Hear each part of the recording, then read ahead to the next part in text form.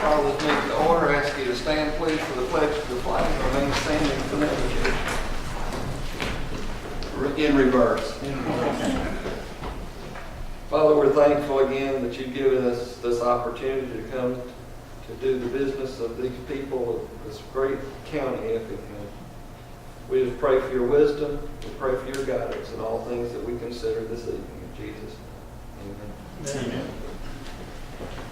Pledge Allegiance to the flag of the United States of America and to the republic for which it stands, one nation, under God, indivisible, with liberty and justice for all.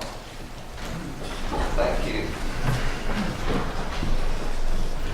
All right, first item is consideration to approve the agenda. I have one item that I wish the commission would add is new business number 17. It is an appointment to the Board of Health that does have some time constraints. If y'all will allow that to be added.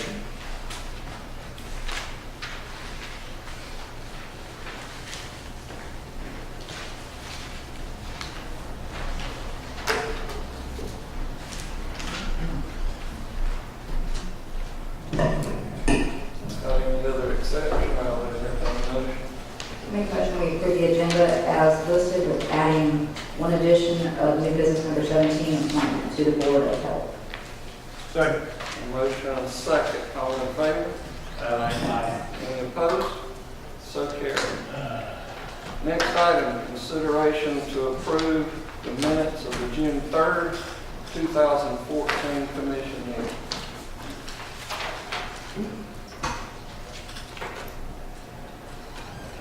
Let's see. On page 9, this is no big deal, just a misspelled word. About 4 paragraph down, so we'll get a motion to contract with Maker to contact. Oh, minor, okay, that's a spelling change, okay, not an actual, okay, gotcha. All right, so on page 9, contact should be changed to contract. Any other changes or corrections?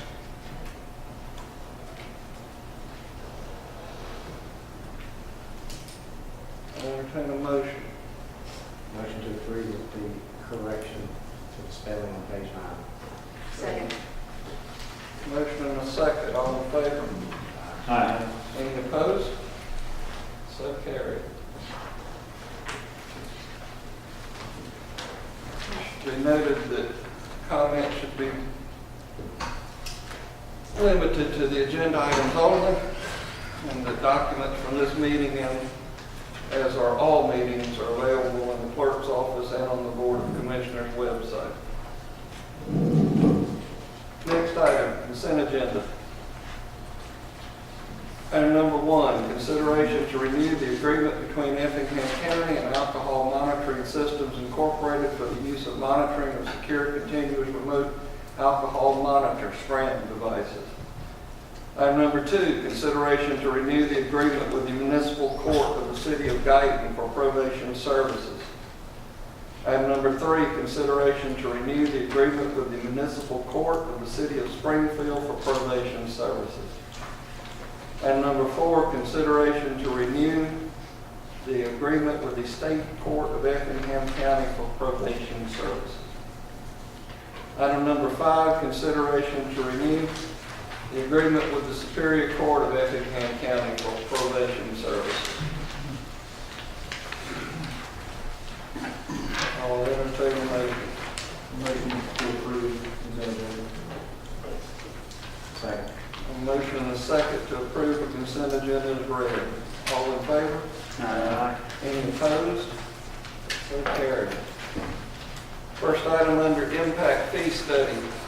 Consideration to approve the revised development impact fee study. This has been tabled previously twice before.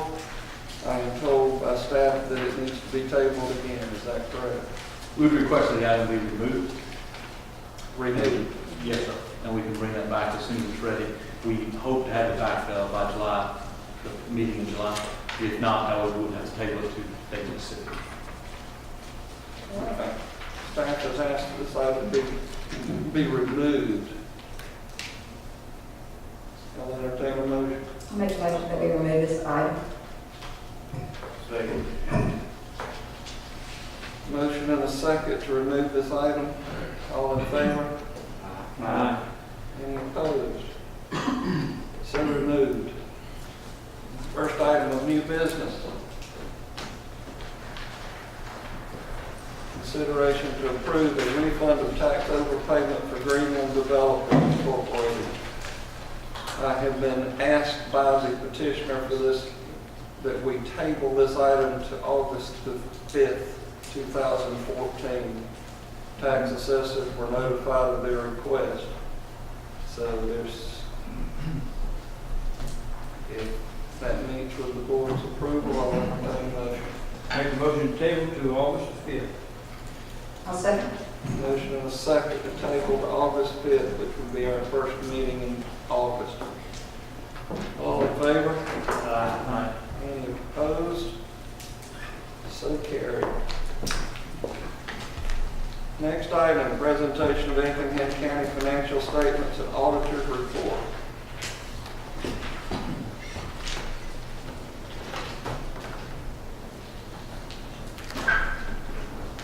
This afternoon, as we do each year, we want to go through the overview of our financial statements. These are our audited financial statements.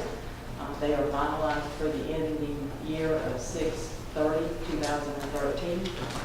And we don't try to go through every single page, but we do try to hit the highlights so that there is an understanding by this board exactly what went on this last year, and what our totals are, what our revenues were, what our expenditures were, and where we currently stand. And so we will go through the financial statements, we will go through the financial operating and audit results, and then we will have comments from our audit. Pull that mic around just a little bit. Yes, sir. Thank you. We don't have a copy of this? Yes, sir, you should in your packets. It's in a great. It's in your additional bill. Oh, okay. Okay.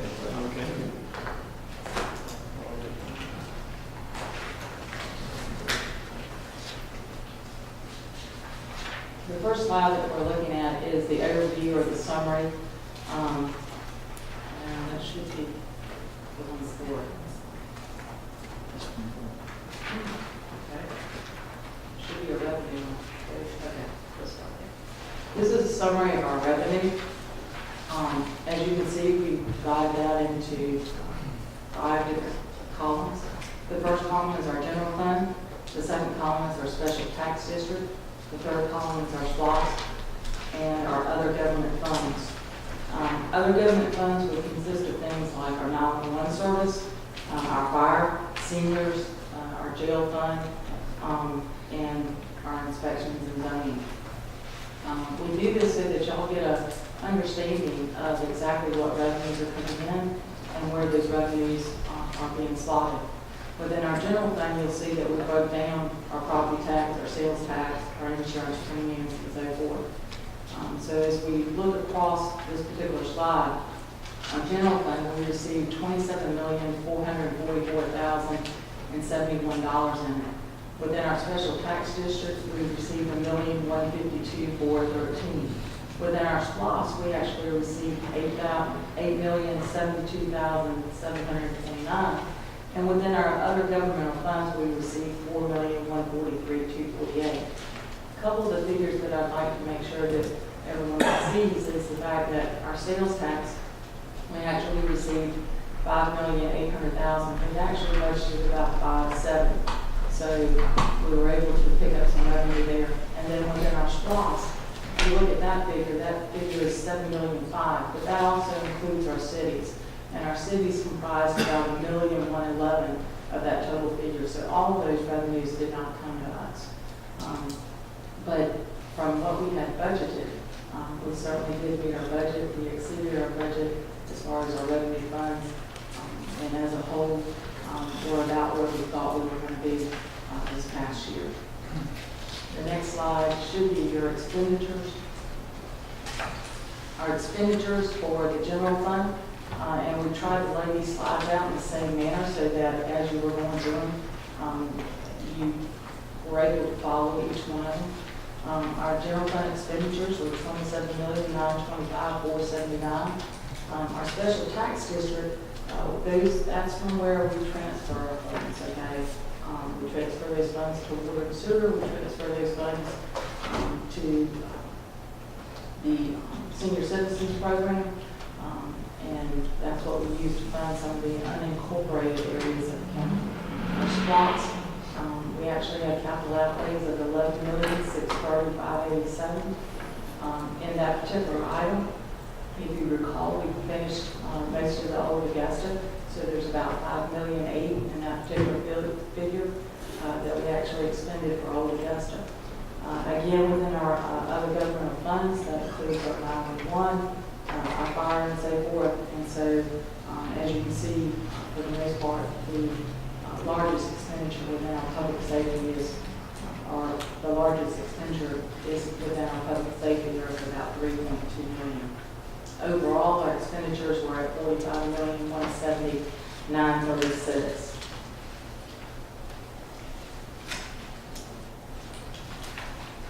When we look at that, when we consolidate that information, we look at what were our overall revenues and what were our overall expenditures.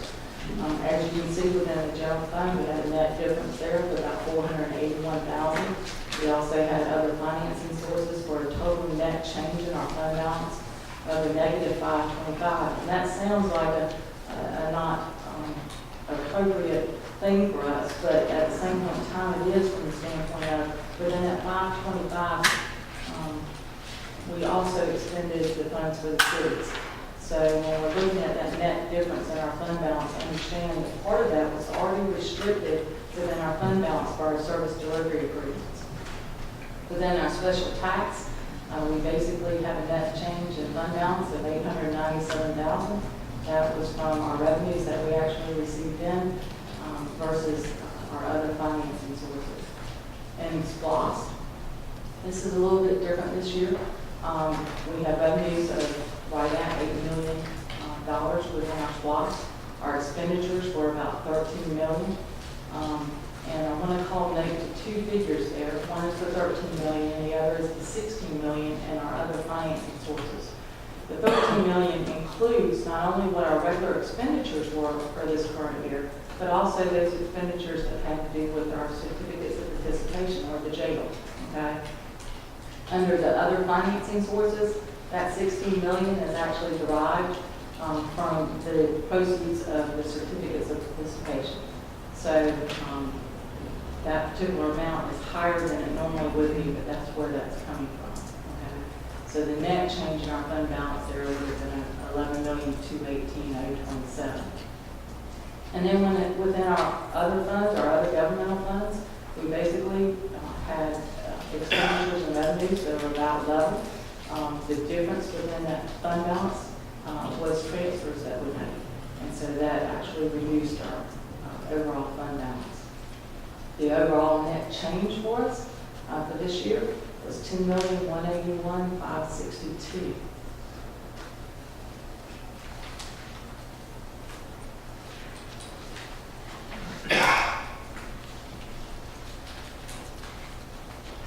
This particular slide is just simply the change from last year to the current year.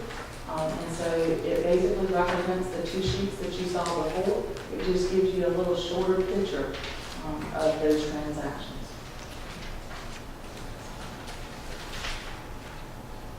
This is our overall general fund balance. As you all know, when you take assets minus your liabilities, that basically equals to your fund balance. And so this particular item, if you're looking at it, basically shows what our cash and our cash equivalents are, what our restricted cash was, what our accounts receivables were. Accounts receivables in this case would be more than likely taxes from intergovernmental units or from interfunds. Then our liabilities that we have booked within our general fund, our deferred inflows and resources. Then that gives us basically our net financial assets and liabilities. Then when we look at our fund balance, we look at where do we have those funds. Basically, right now, this board, through our fund balance policy, has committed right at $4.2 million to our rainy day fund, along with subsequent year expenditures that we record within that. And then our unassigned fund balance, that's money that we don't have designated for any particular purpose, okay? That's $4.6 million. So when we're looking at our overall financial condition, that means that we have basically about 4.5 months worth of funds on hand at any given time. The GOFA recommends that we have at least 15 on hand. We actually carry somewhere between, usually somewhere between 30 and 34% of our fund balance on hand, which is very good in these economic times. When we look at our proprietary funds, some people don't necessarily understand what that particular word is. In financial terms, it simply means it's the business type. Funds that we use, our water and sewer operating, our wastewater treatment operating, our sanitation, and our other proprietary funds. You probably will have heard them referenced as enterprise funds for the most part. And here, we're simply trying to show our revenues versus our expenditures. As we know, we do have an issue within our water and sewer, wastewater treatment, and so forth. In this particular case, this last year, we were $394,000 to the negative as far as just net income or loss within water and sewer. Wastewater treatment, we were $1,018,000. As you know, we have very little revenue coming in from that. We originally thought that reuse possibly would be coming into that particular fund. In our sanitation fund, we were basically just about neck and neck. We had about $54,000 in overall loss. And all of our other proprietary funds, it was $140,388. So when we look at it overall, we basically had $1.6 million in net loss.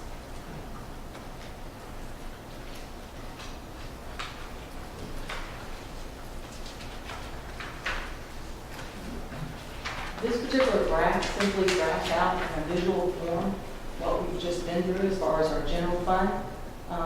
Within our general fund, you'll see the orange is our general fund budget, and then our actual revenues, as we said a little bit before, those funds were above where we originally had budgeted, and then our general fund actual expenditures.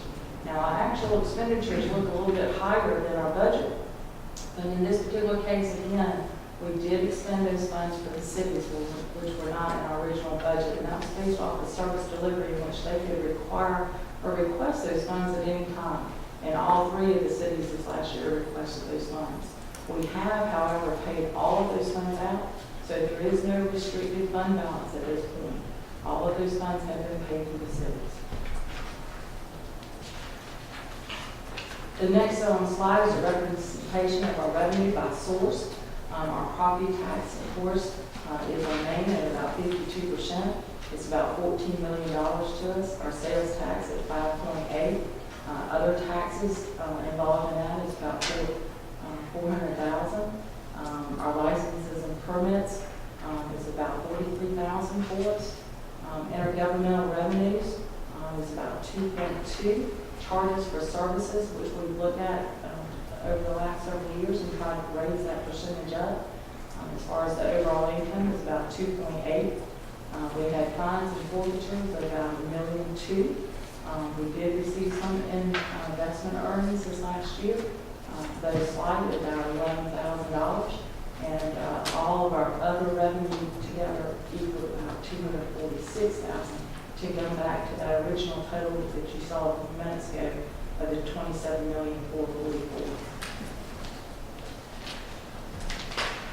The next slide just gives you a presentation of basically a comparison from one year to the next, 2012 to 2013. As you can see, the main change here is within our actual property taxes.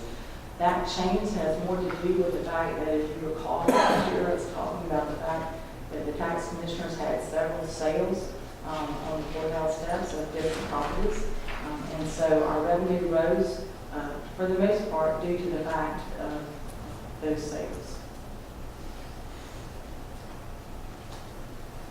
This particular slide just gives you a representation of the expenditures by county function.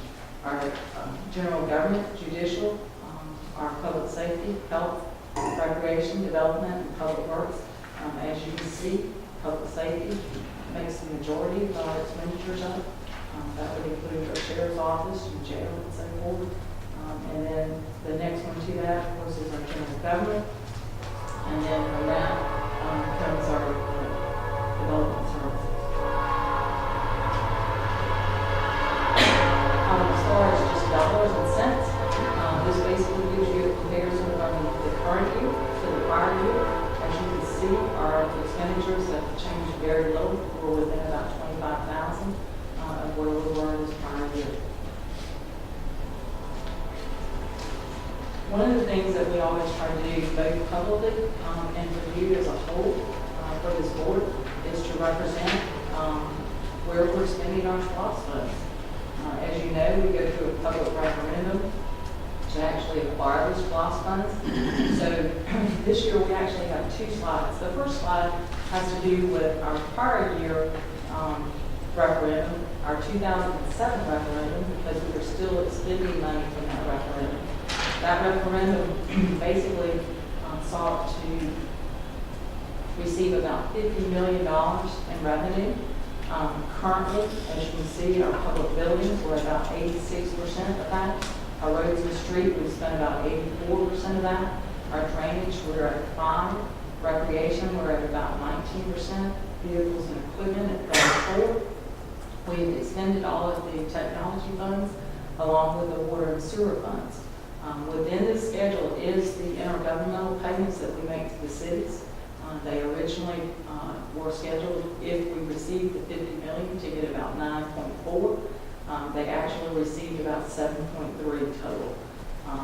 We still have within these particular funds, as of 2012, we have about $14 million on hand from our 2007 SPOS. As you can see, this current year, we expended about $8 million of that. So we have approximately about 6.3 left within our 2007 SPOS. Those funds are allocated within your short-term work program. And so as we've gone through the budget and as we meet on the short-term work program, understand that we are keeping two different views of where we're pulling funds from. We have slotted certain projects in the 2007 funds, and we've slotted certain projects for the 2012 funds. This is our 2012. Of course, there isn't a prior year. This is the first year that we've actually been expending that. And then this current year, we've expended some on roads and streets and drainage. And we, of course, have provided to the cities their portion. In this particular case, we actually did projections that were at best the best possible funds that we could get from SPOS, which was estimated at about $70 million. Of course, within our short-term work program, we have re-estimated those down, so we will need to make some sort of resolution with this board as far as what we actually estimate at this point and revise those.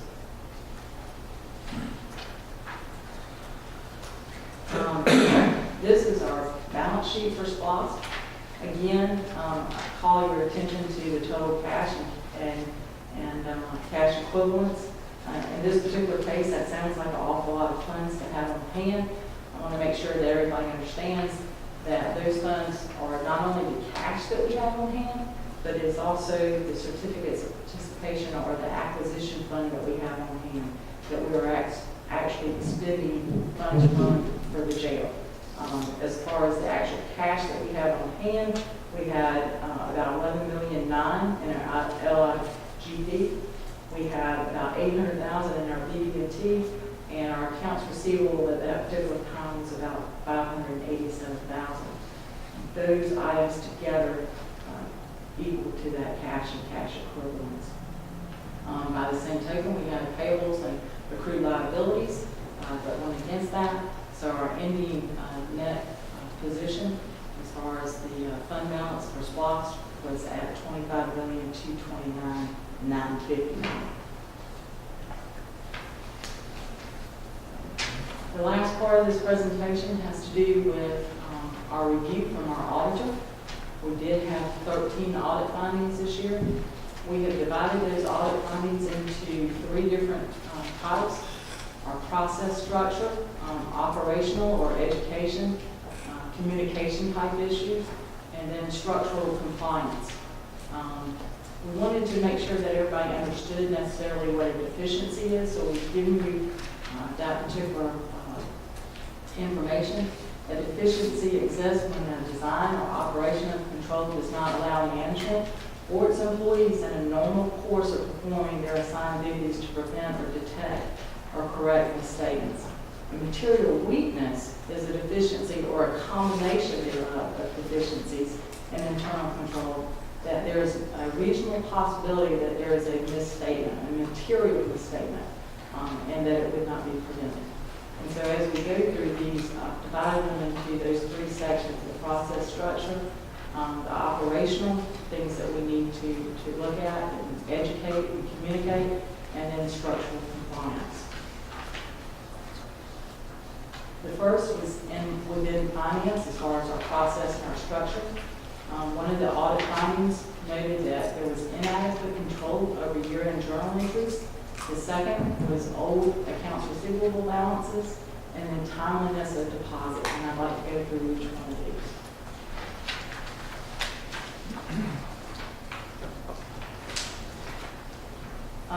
Each one of these slides basically gives you the condition that was cited, it gives you the auditor's recommendation that was cited, and it gives you management's response that was cited to it.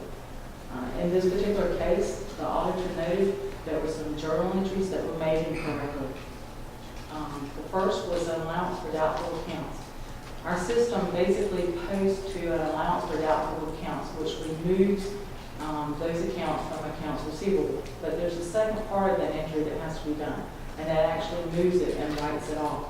That particular portion of the entry cannot be done. In this particular case, the issue was the fact that it was an issue in the prior year that we didn't see, and it was an issue in the current year. The second piece of that was a journal entry in which we talked earlier about the $1,111,000 that we appropriate to the cities. We usually don't book that till year end or record it until year end. In this particular case, the recording of that particular entry was short by about $26,000, and we didn't catch it. We should have. And so the auditor's recommendation in this case was that we go through and check those things for accuracy, that I, as the finance director, go through and initial off on those accounts, and make sure that somebody has reviewed those, and that we ensure that that's done by September 30th. Our response to that was that we concurred with the finding, that we believe that it's important to recognize and ensure those reviews and validations, and that from now on, I will basically initial off on each one of those items at the year end. That it is a better mechanism, it is a better control that a senior person review those. The next one was old accounts receivable balances. The auditor cited the condition of during the audit, we noted that there was old accounts receivable balances that had not changed within the last 2 years, and that there was returned checks that were there, and that we needed to review those on an annual basis. The auditor's recommendation was that annually the county administrator, with the assistance of the finance director, review those balances. Items that are not collectible should be written off, and that any unusual transactions that we need to review and make sure that we identify those and that we understand those. Our response to that was the fact that we knew that those balances were there, that individually as a whole they were not significant, that we had prior discussions about those reviews, and that we had talked about different avenues to try and make those collections on those items. As you know, within our scope, we basically are able to have different avenues. For instance, some of those may be recreation checks. So if they're coming back the next year, we're able to get them that way and try to collect. Sometimes they're doing business licenses with us, and we're able to collect that way. There's different venues that they come back to us on that sometimes we're able to collect. The other thing we did this last year, if you recall, is we asked for the ability to actually sign with a collection agency to actually help us with this piece of it. Because during the economic times, we had so much more than we had ever had in the past. And so y'all allowed us to contract with them, and we've done so. The intent was to write off anything that the collection agency could not collect at the end of this year, and that is still the intent. So we believe that we have a mechanism to handle it. It's just the fact that we're allowing that process to take place before doing anything else. Give me a roundabout dollar amount. Are we talking about? Some of them have to do with Open Records Act request, where somebody owed us $400. Some of them included. Give me a sum total. How much? Some total, I'd say probably about 20 grand. 20,000. Yes.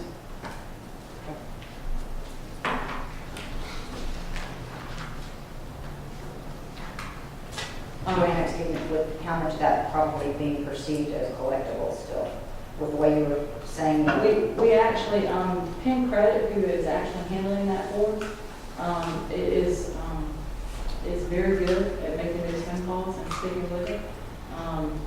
Part of those pieces were the fact that somebody's moved, okay, or they left without forwarding an address and so forth. But at the same point in time, we've been able to go back and collect because they came back for water, they came back for something else. So what would your estimate be on? I think over this last year, they probably put up, if I'm not mistaken, they probably collected about 15,000 between current year and prior year. So 3/4. Yes. So it was 35, and they've got 15 I'm of talking it? about current year and prior year, so Okay. we've had just as much issue with current year as prior year. Thank you. The last item within the financial area is the timeliness of deposits. As you recall, this last year, we had several checks for the Georgia Department of Transportation that were over 60 days old, so they were deposited. The auditor's recommendation was the deposits should be made daily for all funds received by the county. We concur with that protocol, and that is the usual course of action for us. In this particular case, we were trying to facilitate an ACH deposit. We were trying to facilitate handling two different pieces within one fund. There was some time delay in that. Part of that delay was based off of other pieces that were going on. Part of that is the delay in the fact that I don't know that I was necessarily aware of the magnitude of the funds that were being held. When I was aware of that, we took action, made sure that those items were deposited. We now do have that set up so that they're automatically ACH'd into that account. So there is no delay whatsoever. And what was the magnitude of the checks? The one check was $570,000, $574. I don't have a list with me, but I can get it for you. That was one, there was two of them, right? No, I believe it was 4. 4? Yes, 4 checks from Department of Transportation. yes, And what is an ACH deposit? no, sir. What We were is trying- You were what trying we- to set that up. Yes, On- we had already filled out the forms and done that whole piece of it. It just had not transpired. And so what we were trying to do was actually have those funds directly deposited into that account and not have any checks come in whatsoever. So it was holding most of $1 million trying to do a direct deposit? I don't believe it was that much. Over 600,000? Yes, So we was holding over $600,000 so that we could set up an automatic deposit. as I said, I believe the auditor's recommendation is good in this case. Deposit should be made daily. yes.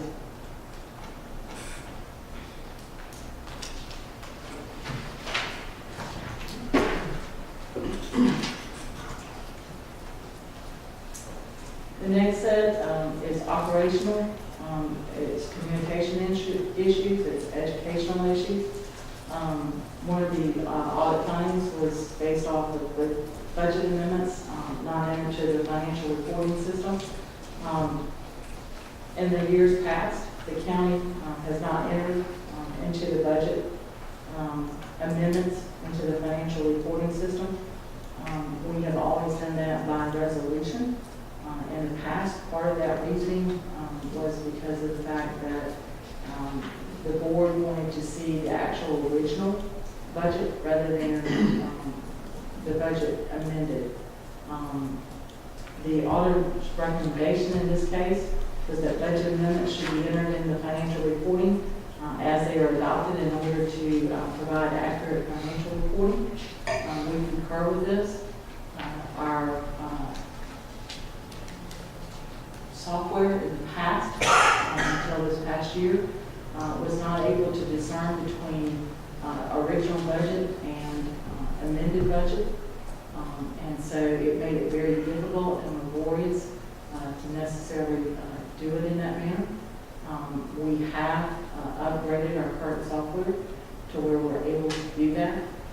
We've already started that process. If you notice within your own financial statements that we've been giving you, that the budget amendments themselves are represented in there. One of the things that we've done this year to try and update our department heads is to actually have a budget folder where all of their budget information is there and their detail is there. It's become more crucial now because of the fact that in the past we didn't pool our funds as we do now. Now we pool all of our funds for IT, we pool all of our funds for travel, we pool all of our funds for technology. And in doing that, we do not have that much additional contingency built into any of those departments. So the funds that we do have in those departments are very closely budgeted. And so this next year, we will start using what we term a budget adjusting entry. That adjusting entry is segregated out and will allow us to pool both.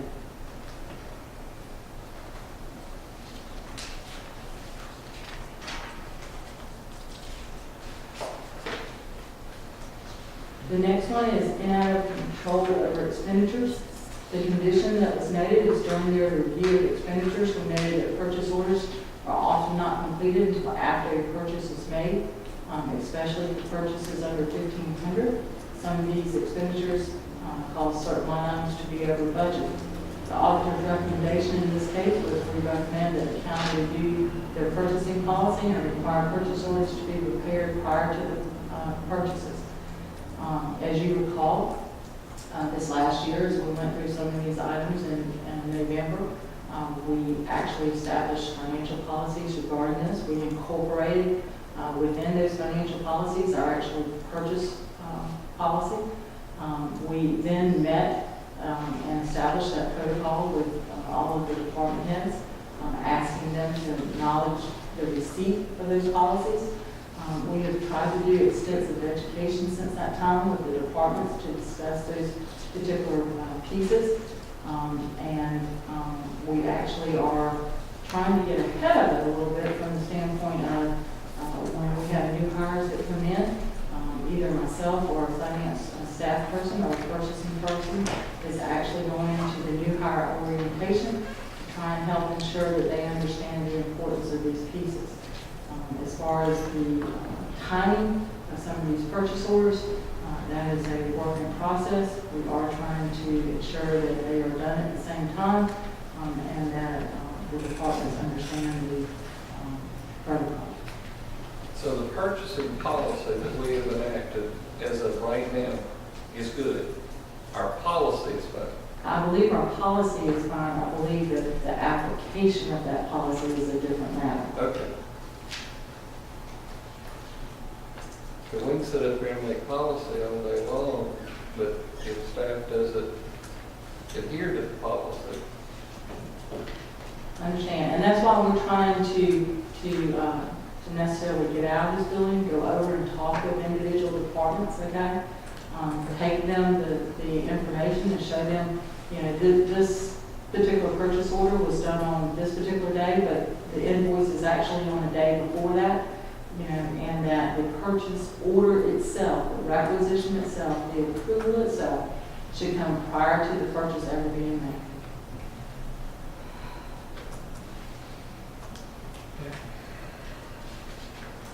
The next one is one that this board has addressed also this last year. It's non-compliance with the county's purchasing policy for contracts. In this particular case, the auditor noted that during their audit, they saw contracts for services that were not prepared and signed until after the services were actually rendered.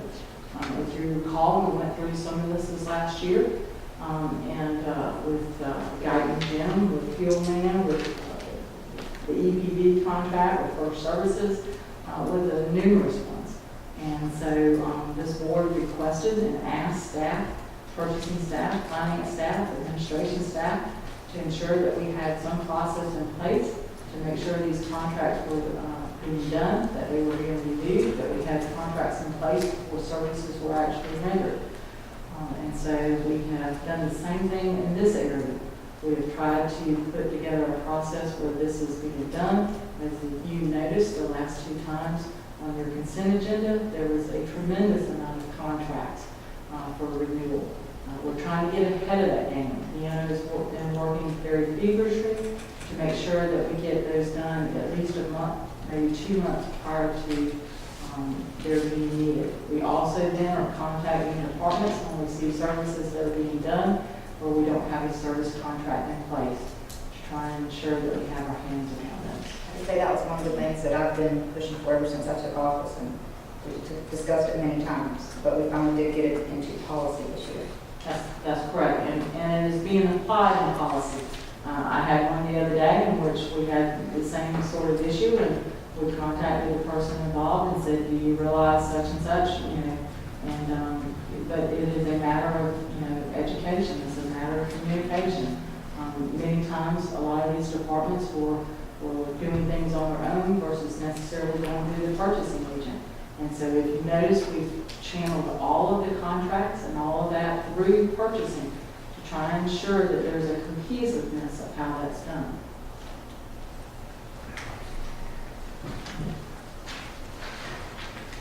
The next item is inadequate conflict of interest and related party controls. As you know, this last year, the board addressed this also this last November.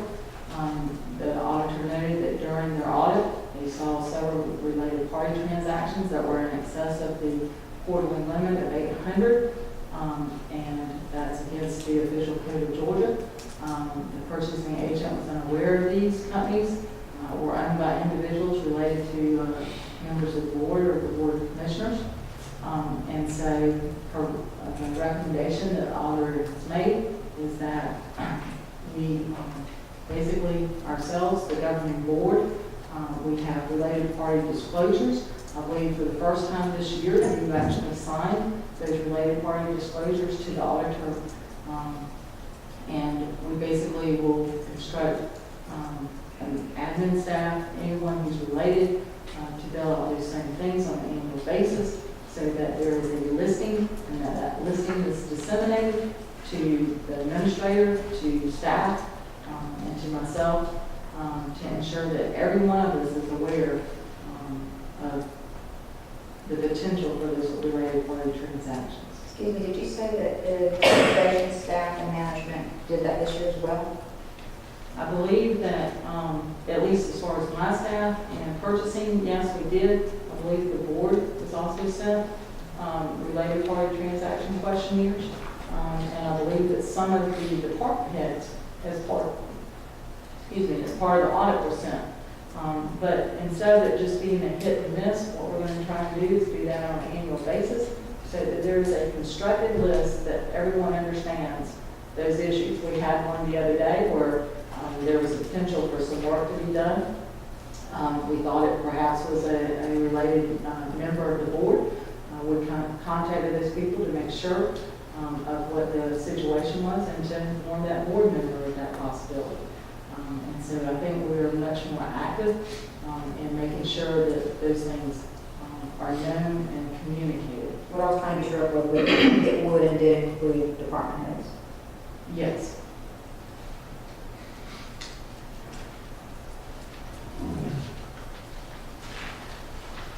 The next one is unreported liabilities and year-end closing.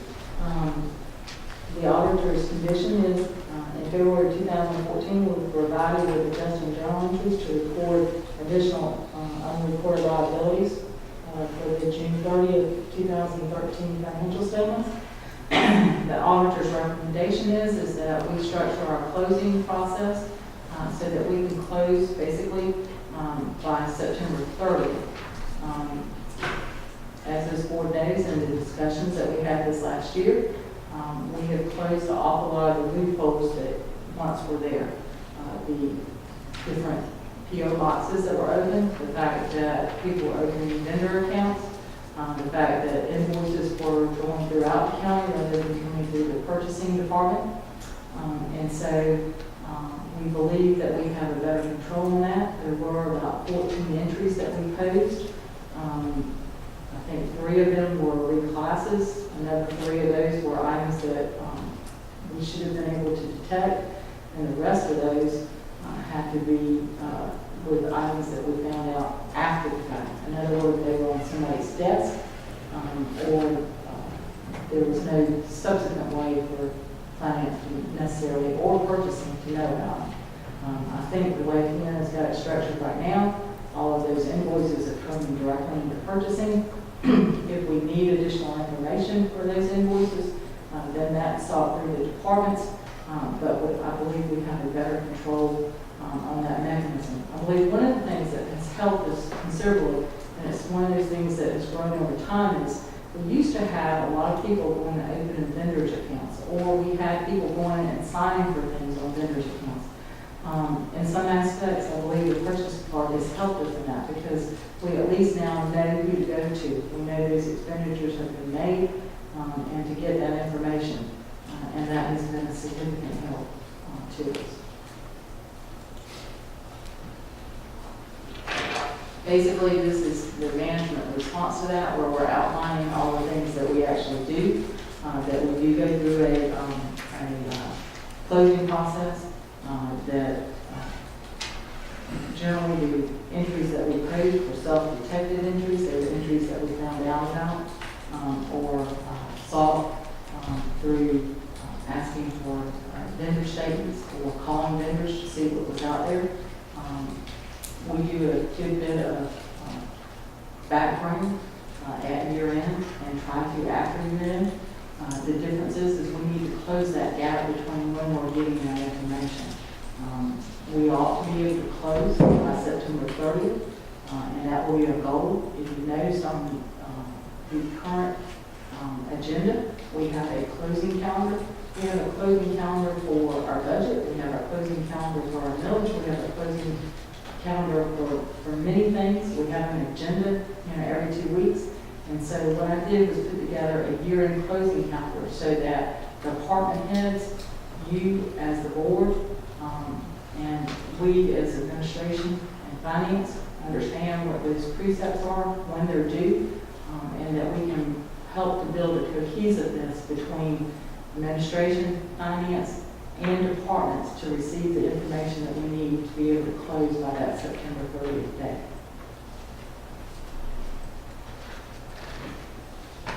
The next item is non-compliance with water and sewer agreements. In this particular case, they know there was confusion about several of the water and sewer agreements. One of the agreement requires repayment of impact fees as they were collected on a quarterly basis, and that particular contract had not been complied with. In this particular case, this again was a self-detected issue. This last year, if you recall, the board was discussing how we were going to solve some of those issues, exactly which contracts were outstanding, exactly what the requirements of those contracts were. And so in part of that, I went back and started developing a spreadsheet to try and ascertain exactly what those pieces were. Part of that was also derived from the fact that we had talked about refinancing or doing something a little bit differently with water. And so I was trying to ascertain exactly what we might need in additional funds, and going through that, and through conversations and so forth, found that there was a particular contract in which, if you read the contract itself, and Eric's not here, but I actually called Eric on this one because the wording of it, I don't know if he discussed this with you, Elizabeth, or not. The wording of it sounds as if there's construction that has to exist for these impact fees to be paid. Hence, the wording that disguises the fact that these impact fees are supposed to be paid. And doing a little bit more research and discussing it with Eric, he feels like that those impact fees should be paid.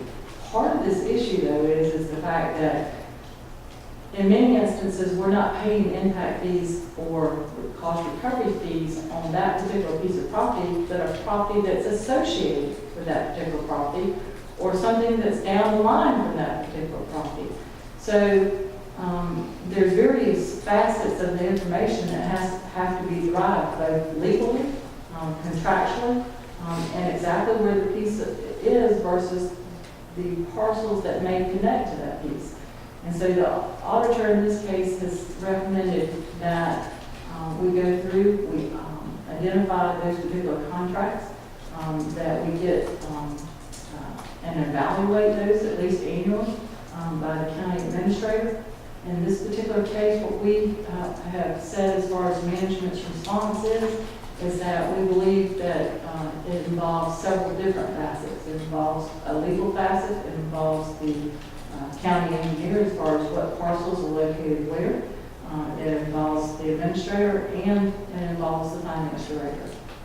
And so we have suggested that we concur with the auditor's recommendation that there be committee formed, and that these things be evaluated at least periodically, and at the very least annually by the administrator.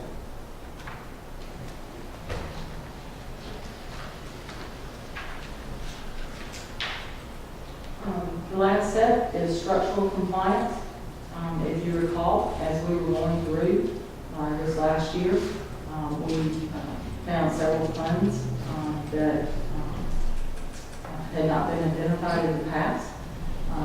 The condition that was cited by the auditor is active special revenue funds related to Effingham County Prison had not been reported in the financial statements of the county in previous years, and that some of the funds that were in the sheriff's area have been reported as agency funds rather than special revenue funds. The recommendation from the auditor is that at minimum, the information should be summarized, and the finance staff and department enter those into the financial reporting software annually to include those in our annual financial statements. This last year, when we spoke about the different accounts, if you recall, we asked your permission to go ahead and consolidate most of those accounts within our own financial reporting.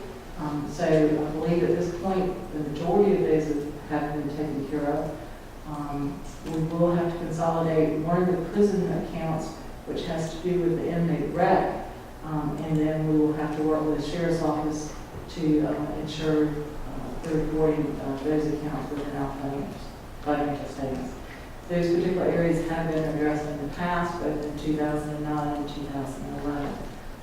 And with the auditor's concurrence, I believe that most of it has been situated and taken care of at this point. As with anything, one thing trickles to another, but special revenue funds, some budgets were not adopted. As part of the state law, we're required to adopt budgets for both our general fund and special revenue funds. And the fact that these other items for special revenue funds, or would be considered special revenue funds, there should have been a budget also adopted with them. And as such, the auditor cited that not only were those not within the financial scope of what we were reporting, but that budgets should have been adopted with those. And as as such, we concur with that. Again, it was addressed in 2009, 2011, but I think we have been able to solidify those issues at this point, and have those picked up within our financials at this time. The last two items were that in the review of both the sheriff's office and the review of the tax commissioner's office, that there were excess funds. The auditor believes that these excess funds have to do with prior years, but that we need to seek out and find what those excess funds are and who they need to be distributed to. These sort of things can be as easy as something was deposited in there, whether it be a donation or something that needed to be remitted back out that wasn't. And so the auditor's recommendation is that we go through and we investigate where those excess funds are coming from or have come from, and that we address that and go ahead and disperse those out of those funds. We have spoken with both the tax commissioner and the sheriff, and have plans to do that within the next few weeks. I believe on one of them it was about 50,000.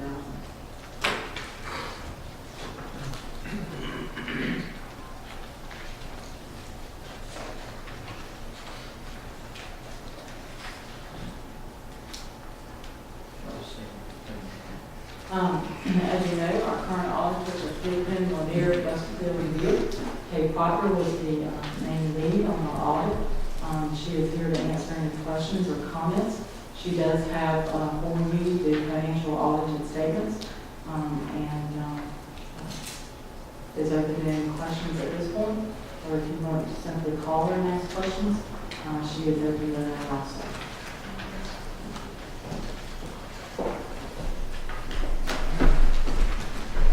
Before any questions, I'd like to just make a few comments on the findings, if that's okay with you guys. First of all, on the excess funds, I do want to point out that I feel very good about the fact that everything that was collected during the fiscal year under audit was dispersed out to the right people. I feel like that's an accumulation of things that happened over probably over a number of years. I mean, when you think about the kind of money that goes through the tax commissioner's office, you know, it doesn't, I mean, a couple of years of miscalculations of $50,000 excess is I can see how that would happen. One of the things that we like to do in our audit is we like to look at the ending cash balance and we like to compare it to what has to be dispersed out the next month. And they should be pretty much equal with very small differences. So again, I do feel like everything that was collected within these agency accounts by these constitutional officers was dispersed out the way it needed to be dispersed out. I also wanted to point out a couple of things on the Sheriff's Department and the prison account. While these were not included in financial statements in the previous year, this information was given to us with no problems at all. As a matter of fact, the Sheriff's Department even keeps track of all of their accounts within a QuickBooks file. And they provided us with that QuickBooks file so that we could see all of the activity that's in there. The prison account, same thing. I believe they use a Quicken, and they provided it to us very readily upon a request. It just has not been reported right in the past. The problem with it being reported in an agency fund versus a special revenue fund. In the previous year, the Sheriff's Department has all been rolled up, and it's been shown in the county as everything in that fund is due to others, and that's not the case. Those are funds that are available for the county to use.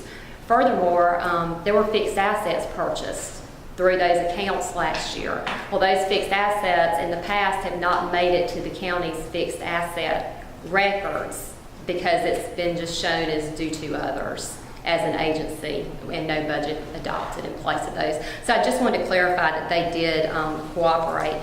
And also with regards to the finding on the purchasing, the purchase orders and the contracts, I just kind of wanted to point out both of those findings are very much related because they both have to do with approval after the fact. And especially since budgets are not entered in the financial statement as they go at this time. I know Joanna's working on some really good things with that, but there's not enough control on the back end to get rid of that control on the front end. You really need that control on the front end as well. Also, I want to thank y'all for the opportunity this year before we get into questions. I think I'll thank y'all before we get into questions instead of afterwards. But I'll say thank you for your patience as we kind of wrap ourselves around this initial engagement.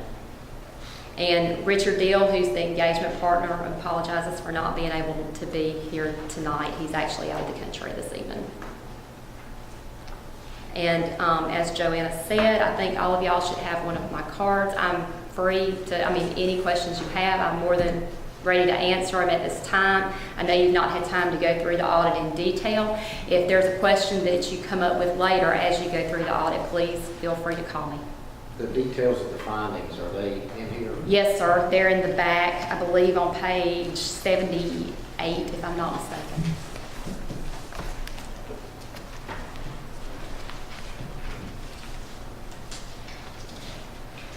And most of this, Joanna had in her slides. What she did not have is basically the cause and the effect, I believe. What she pulled out of here for her presentation was the condition, the auditor's recommendation, and also the management response. Yeah, there just wasn't enough space. That's right, that's right. So any additional questions that maybe some of the constitutional officers have, like you guys prepared to go sit down and go through some things with them, because I know Sheriff McDuffie feels like that some of these things that he didn't get sufficient support from the auditor in the past that he understood for sure. Some of those items that have Absolutely. And we hope you'll use this as a tool. That's what the audit is supposed to be about, and that's what the findings are supposed to be about, is just finding a better way to do things in the future. And that's what we like to do, so we'll be more than willing to sit down. I know that he wants like a follow-up meeting so he can be sure. Sure. So the general audit was really, it turned out very well.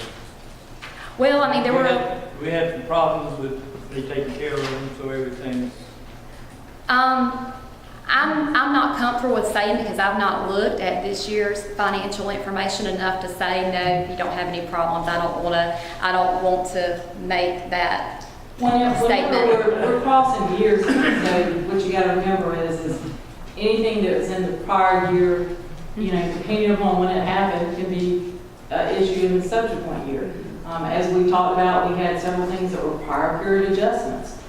We detected several things this year that were prior year items. And so we didn't put these policies and procedures in place really until November, December. We're still working through those policies. These things may be decided this next year until we get our hands around those pieces and ensure that everybody is on board with them and making sure that these pieces are working and working properly. It's a evolving issue. It's not something that's taken care of and tomorrow, there's no issue at all. Is that fair to? I can say one major plus that I find is that when you're going through some things that you found, the fact that we actually established policy during the year prior to you having to put it in the finding, I take heart in the fact that we were proactive and already working on some of those things. So I think that's a big plus. Mm-hmm. Anything else? And it's also a fair statement, we're not going to have to get another extension this year. No, sir. We're going to be No, able to jump on sir. it. We are not extending. No, sir. Okay. This is ready to be submitted after your approval. And hence the reason for the year-end close also, calendar, is for that very reason, so that we are all on That's board. A week here, a week there doesn't seem like a lot of time, but then that does push back 2 weeks or 3 weeks. I know Kay had some, scheduling issues. I had some, deaths in the family. And, it was one of those things of what seems to be 3 days sometimes ends up pushing something back a week. And the same holds true when we're trying to conduct daily business. Well, you had a lot of unusual and complex circumstances last year, and I know certain things on the impact fees and those liabilities, y'all were working through those in February of 2014, but they had an impact on last year's audit, and a significant enough impact that sometimes to warrant a prior period adjustment. Well, my hope is when we end this year, the end of this Yes, sir. month, and y'all start the next audit, you might still find some things, but you will be able to see that we have worked through those, and they're getting less and less. And that's what you're going to have to do, and that's the way you look at it. You eat an elephant one bite at a time, and you improve as you can. Yeah. Thank you, guys, once again. Thank y'all.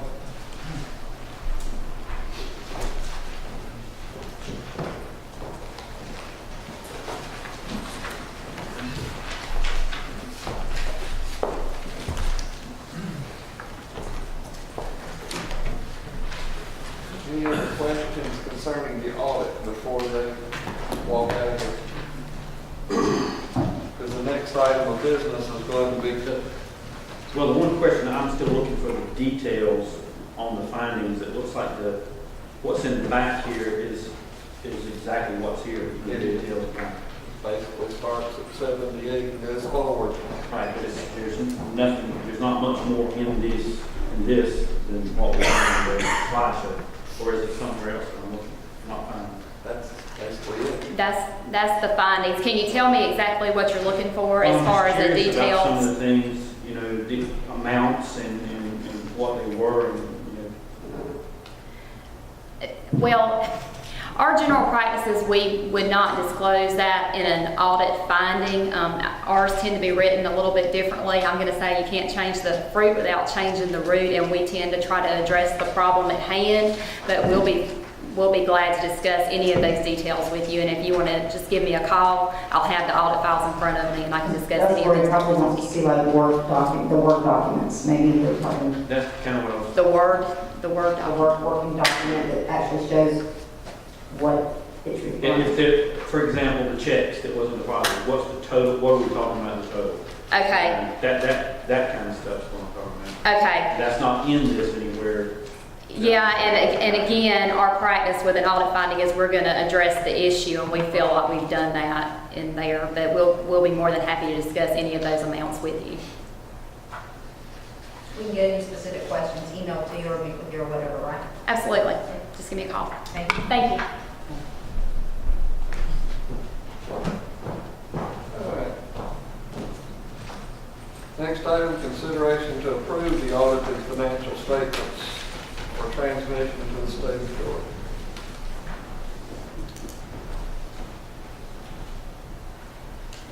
Basically, each year, we request approval from the board to go ahead and send these.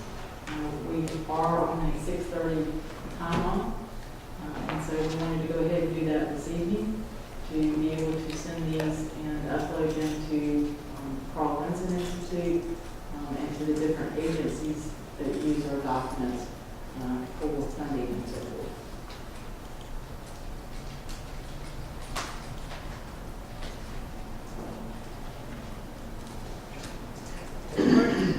Comment, discussion?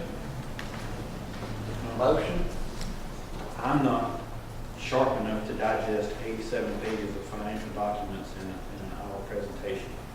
I don't think any of us is. I believe that's the reason that we pay an auditor to go do the audit and present it to us.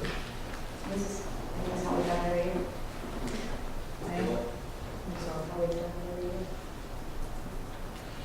We had it before an hour before to look at.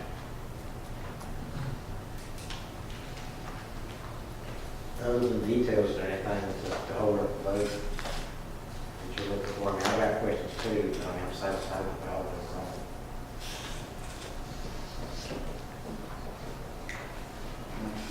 I know time is, we're up against the clock here, and this is why I was concerned about this 3 months ago.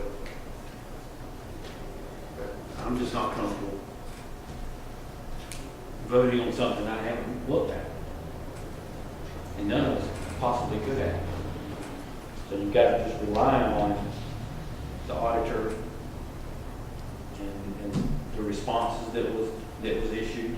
Well, we're voting to submit it to the state. If we vote to submit it to the state, and then I guess I don't know, maybe he's referring to, maybe we find an error in it or something? If that were to occur, then we The can make it state correct. already, that's correct. The state, there is a process that goes through. The state always reviews this. If there's any issues that the state sees where we're not handling something properly, or they don't like the way something is particularly done, they come back in our review process, tell us those issues.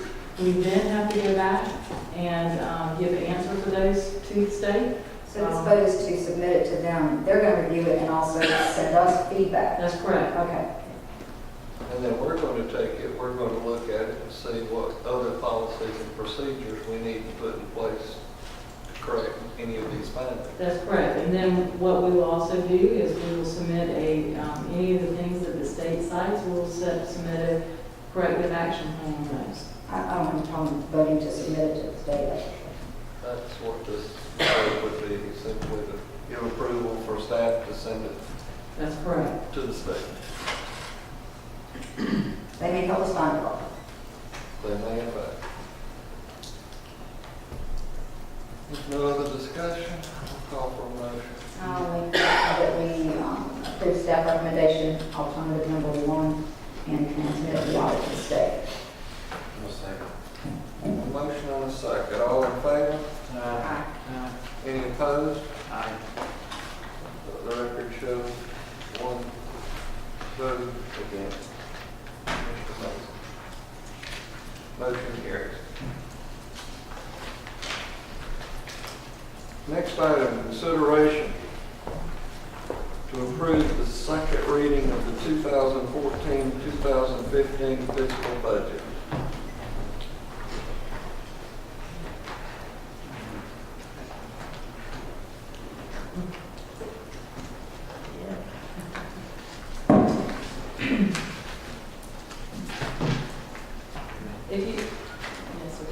If you recall, at our last meeting, we went through the budget, we went through the budget considerations and assumptions. For those people that are here, basically, we do go through a process and procedure. We try to make certain considerations and assumptions in doing that. We try to account for our service delivery. We try to account for a balanced budget. We try to, leverage our existing revenues. We look at what our contingency funds are. And we look at those as a host of items that we're trying to look at and consider and assume within constructing the budget.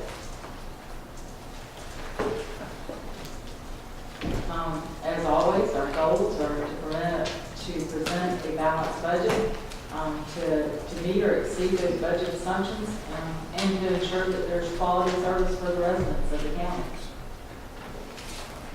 This is the final draft that was revised from this last time. If you recall, we, as staff, had originally presented a budget. The commissioners had sought to seek additional ways to reduce that budget, and y'all had approved 3 additional items to be reduced out of that budget. One of them was the capital. One of them was to outsource some of the funding for public works. And so what we did was to take those items, make those adjustments within the budget itself. Y'all had asked for us to increase the library funding.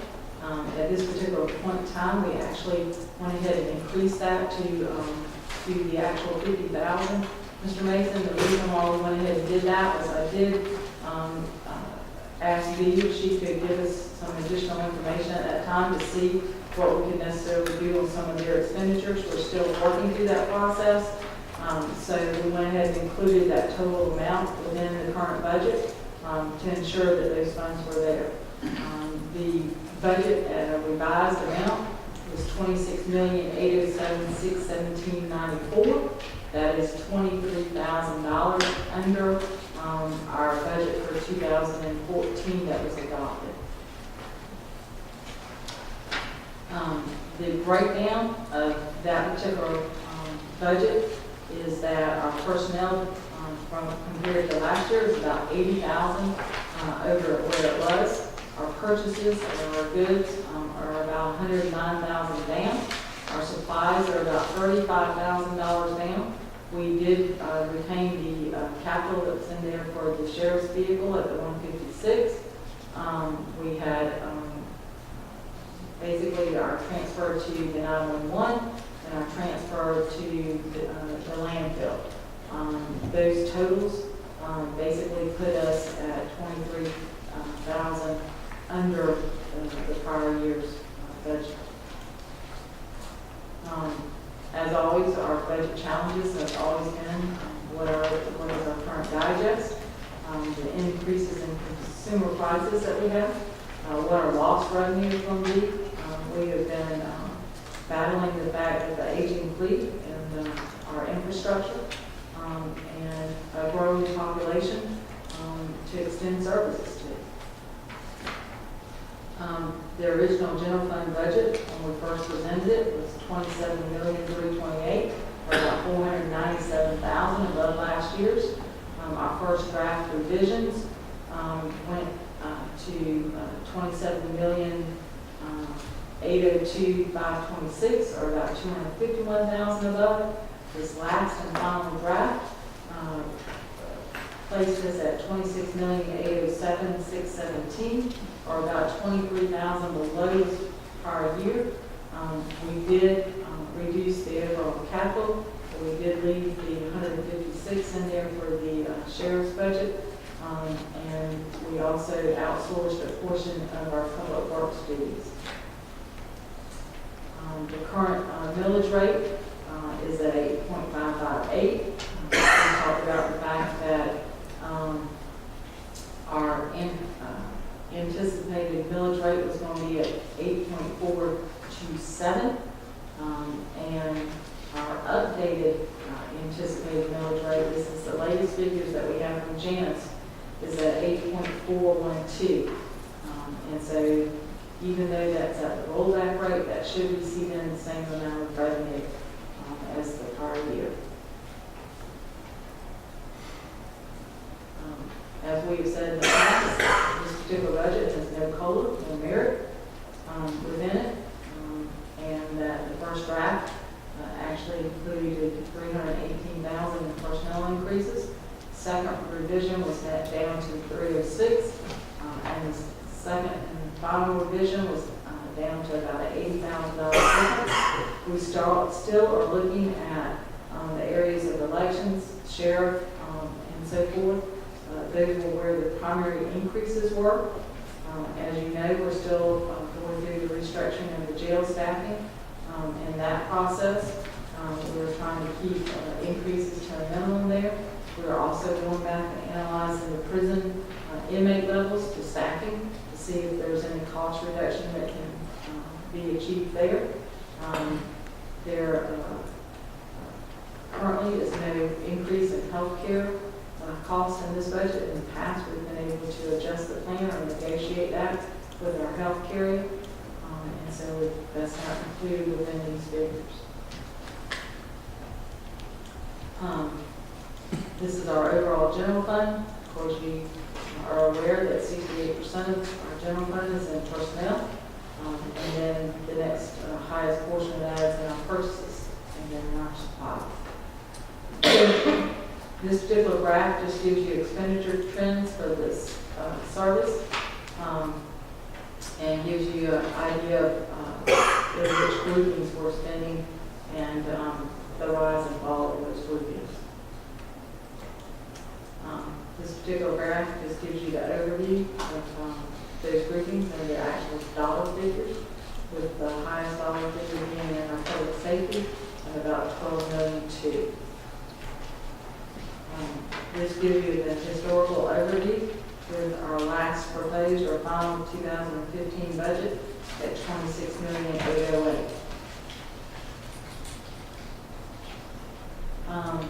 This gives you a breakdown of our overall proposed revenue, functional revenues, our property tax, our loss, other revenues, and putting back about $500,000 into our fund balance. The balance is at the $26,807,617. This is our property tax revenue projections. It does show in this particular graph a little bit higher, but that's because we're budgeting 100% of our expectation. And this is our lost revenue. As I said, this last year, we were a little bit above where we thought we would be. And so we budgeted just basically about the same. This is just the graphical overview of our general fund revenues. And the fact that the majority of that does come from our overall property tax values. And then second to that is our lost. Currently, this gives you a picture of what our millage rates have been. As you can see, we've lowered our millage rates each year. In some instances, you have lowered it below the rollback rate. At this particular point in time, we believe that the millage rate standing at the rollback rate would be at 8.412. But then our special funds, as you know, as we talked earlier, our enterprise funds are specifically designated types of revenues where they may be legally restricted. And those would include things like our sanitation, our zoning inspections, and so forth. We do project-linked budgets for our SPOS projects, and we do that in conjunction with our short-term work program.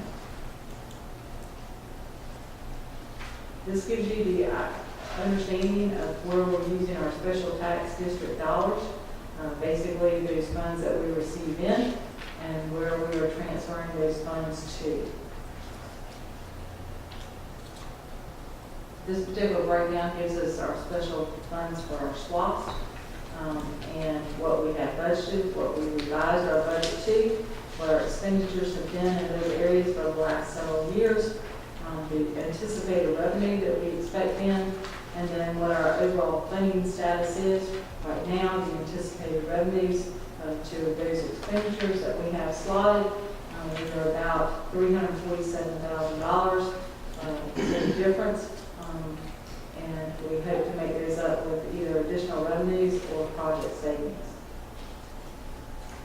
This is just our special funds overview, and it gives you our sanitation, landfill, 911, our fire department, our state drug, and so forth. And it gives you the actual budgets that we have and our project revenues for those budgets, and then any distribution that we're making from any other of the other funds, and what we are using in fund balance for those particular funds, just so that you have our overview of those. As we've talked in the past, there are points of consideration were the hospital. We have talked through those, our fire budgets, which we will be adopting our millage, I believe, and also too our sanitation and fire budgets on the July 15th meeting. We do not have enough time at this point with the 2 weeks that we have to advertise for the millage to be able to get that in by the end of the month. We have discussed that with Janice and with the tax commissioner, and they believe as long as we have that passed by July 15th, that they will be able to get that to the state by August 1st. We have discussed the fact that our health insurance and what direction we necessarily want to go there. And then as far as the actual short-term work program, we're still working our way through that as we restructure it. As far as capital, we discussed the fact that the capital outlay that we have right now, or the anticipated capital outlay that was requested from the different departments, could perhaps come out of the additional funds that we receive from the sale of those proceeds. We plan as staff to have that on the agenda within the first quarter of the year, so that those different departments can request those capital items through this board and the use of those funds. And then again, as far as the library, we did include the entire $50,000 within that, so that the board go ahead and appropriate some of those funds. We have asked for them to provide us with any additional information that they can regarding the expenditures that we spoke about, and we hope to be working our way through that with them.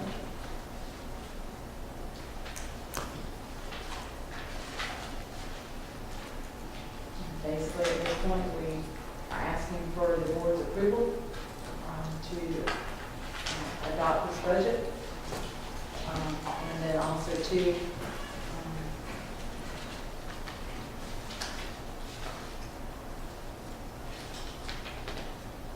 budget resolution.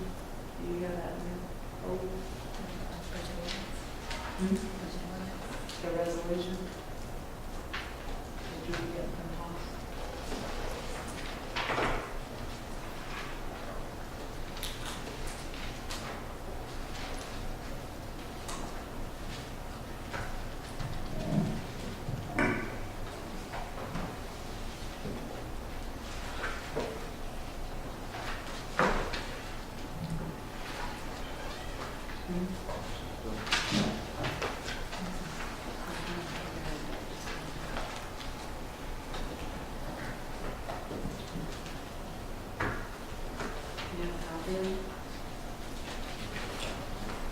This is a private conversation. Can we take There five? was a budget resolution that we need y'all's approval on, and I believe Toss was going to send a copy of that. I believe there's been a copy already in the packet, but I just looked at that particular piece of the packet, and I didn't see it in here. So Let me we need to make sure that that's listed on the agenda, we're going to need a second vote, so we need to make our second vote, and then are we going to make a separate vote on the resolution, or? generally how we adopt this budget is by that resolution. Okay. And so I just wanted to make sure that that piece of paperwork was within these documents. Okay, do we need to take a comment break? 10 or whatever? 10 minutes, we'll be back in here in 25 of. You didn't turn us back? Yeah, on? we didn't turn us back. Oh, well. He missed. I'll entertain a motion. Motion to approve alternative number one. Motion and a second to approve alternative number 1. All in favor? Any opposed? Thank you. Thank you for waiting us out. I'm going out there one day to see where this place is. That would be nice. Yeah, I took my radio back, it quit working. I got it. Consideration to approve a drinking water laboratory contract with EPD for Berryville and the Southbrook subdivision. Mr. Leota. Thank you, Mr. Chairman. This evening. I'm doing well. How about you? Effingham County owns and operates 6 drinking water distribution systems that are permitted through the State of Georgia Environmental Protection Division. 4 of them are already under contract with the EPD laboratory for testing services. You've seen them in the past, surface water system, the Hunter States Heavy Lane system, the courthouse system, courthouse road system, and the Springfield Central, which was just added last month. These are the final 2 contracts for the 2 remaining systems, as you stated, Berryville and Southbrook. They are 3-year agreements, but because they started last year, there's really only 2 years left, so these will end June 30th of 2016. The fees are $450 a year for each. Staff recommends approval. Unless you have any questions. Already in our budget? Sir? These are already Already in the budget, yes, sir. So we're good. Okay. Motion. Make a motion to approve alternate number 1. Second. Motion and a second to approve. All in favor? Any opposed? So carried. Thank you, Mr. Chairman. Next item, consideration to execute a contract for architecture and engineering services for a new public works and fleet maintenance facility. The board previously accepted a proposal from BOC for the architectural and engineering services for a new public works and fleet maintenance facility. The anticipated budget for this project in the short-term work program is $550,000, and approximately $33,000 will be used for this agreement. The work includes finalizing a building program, obtaining a geotechnical report, creating floor plans and concepts, and creation of construction and permitting documents, as well as construction administration. County attorney has reviewed this contract and staff recommends approval. Any questions of the So board? out of this $33,000, we're gonna get everything we need except the building, right? That's correct. All right. There's no add-ons, nothing No. else, just That's- $33,000. No, there'll be inspections, there'll be We are your special inspection. Well, I know it's inspection, all the missile testing. If there's, well, that'll be the same.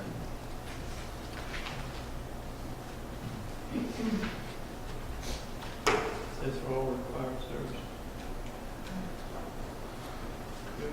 We included geotechnical in this, and structurals included in this, so those are the two typical other engineers we hire. Depending on the special inspection reports, that would be.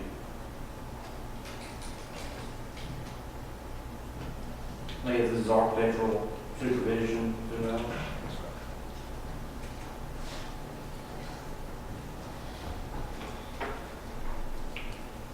No other questions, I'll call for a motion.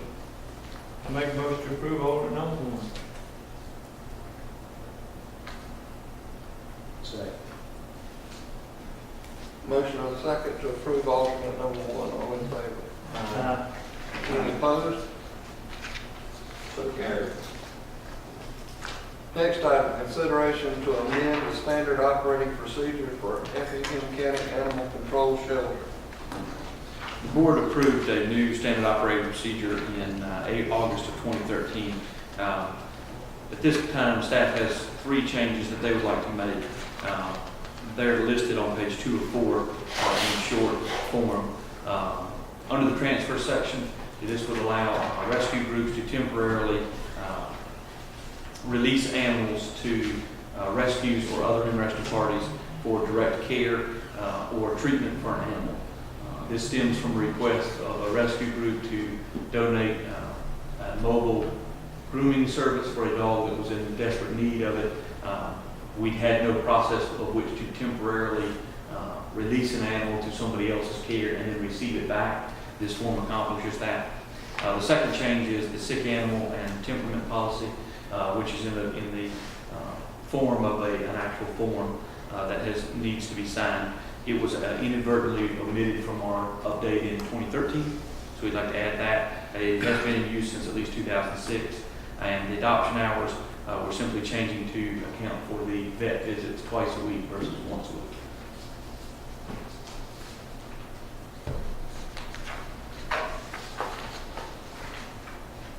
Staff recommends approval. Motion?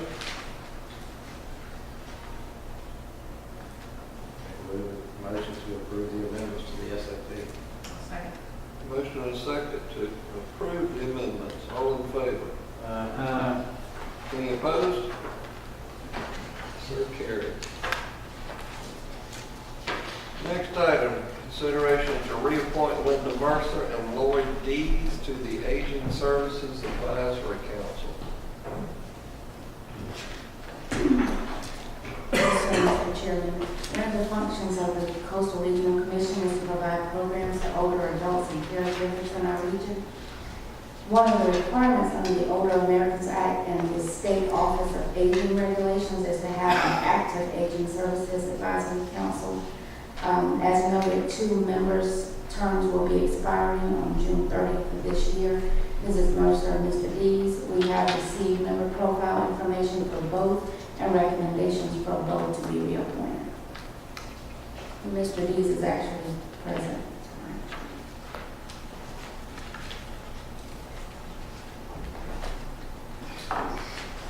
Any questions, comments? Motion? Make a motion to approve alternate number 1. Second. Motion and a second to approve both appointments as submitted. All in favor? Any opposed?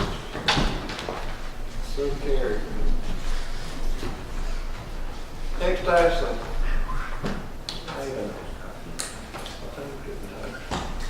Consideration to approve a grant application submitted to ACCG and acceptance of the funding from the Civic Affairs Foundation.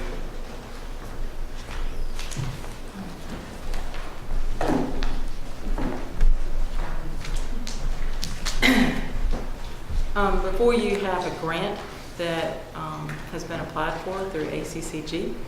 It is to use funds for the civic affairs and teaching of students. And Ms. Abby is here with the Extension Service to give you some more information. The grant is based on a 3-year process, and they have it in front of them, correct? The way it lays out is that the first year is funded fully, the second year is 50%, the third year is at 25%. But in talking with other counties throughout the state of Georgia that have already received this grant money and used this program, those funds have been able to stretch throughout the duration of the 3-year time period, in addition to into the 4th and 5th year as well. Very little funding is needed to run this program. If you're familiar with the Effingham Leadership Program that the Chamber offers for adults, it's a youth version of that to make them more aware of the governmental programs that are offered through the county, to give them that civic engagement and understanding of how government works. So when you say the second year is 50% and the third year is 25%, you're saying other counties have been able to continue to survive on just the grant funds, and the county didn't have to do some type of match at that point? That's correct, yes ma'am. There's very little funding needed to run this program. Snacks or dinner if you want to offer that. And they also do some kind of usually graduation ceremony toward the end of their term, their year, and maybe give them some kind of gift to go along with that, maybe a portfolio or something such as that nature. But not a lot of funds are needed to actually sustain this program. And then at the end of the 3 years, or when the money runs out, we could look at the success rate of the program to see whether it's something we would like to continue for Effingham County or whether it's something that we would like to distinguish. But we would be approving the application for the grant. We're not approving any funding. You're not approving any funding at this time. I believe her application states that they may ask y'all. But my understanding from Ms. Abby was that they felt like that they would be able to raise those funds from either professionals or businesses within the county area. Well, that's why I asked for clarification, because she said if it was funded 50% second year and 25% third, we're not obligating ourselves to any money today. That's what I was being clear on. Yeah, you're correct. That way, but that's exactly what I was being clear on. Right. I think the money comes in, if it's approved, the money will come in a lump sum, and it's pretty much up to our discretion how we use that. I think the grant lays it out, 150, 25, but it's not necessarily mandated that that's the way we We'll use it. take this money, if you come back and ask for more, then we'll make a decision that day. Perfect. We're simply approving the application for the grant. The application acceptance of those funds, I believe the application has already gone in, and they're anticipating that those funds arrive in the next few days, correct? I believe as soon as it is approved, they will be able to send those funds in and make to come in and do a presentation of those, maybe in late July or August. Gotcha. All right. No questions? When will the first program start? Sorry. In talking with Kathleen at ACCG, we're hoping to receive applications hopefully during the month of August, and maybe start the program in September or possibly October at the latest, and it would run like with the school year. I'll make a motion, we approve alternative number 1. Motion and a second to approve alternative number 1, to approve the application for acceptance of the grant as submitted. All in favor? Aye. Any opposed? So carried. Next item, consideration to approve the Effingham County fiscal year end close calendar ending June 30th, 2014. Yes, sir. As we've discussed earlier this evening, one of the things that we do is to have a budget calendar, we have a village calendar, and so forth. And so, in going to some of the departments and talking with some of the elected officials about our year-end close calendar and discussing it with purchasing and so forth, we felt like it was just as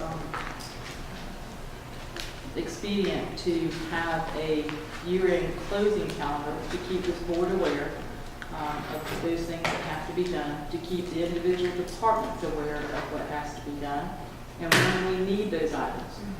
There are some reports that have to be run specifically on certain dates. If they're not, then that information is not as viable to us. And so this is the first draft of that. We will be updating it as items come up and as items become apparent, and then use this each year to help us stay on target to close our year by September 30th.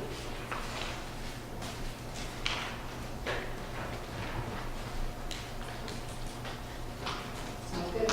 Mark?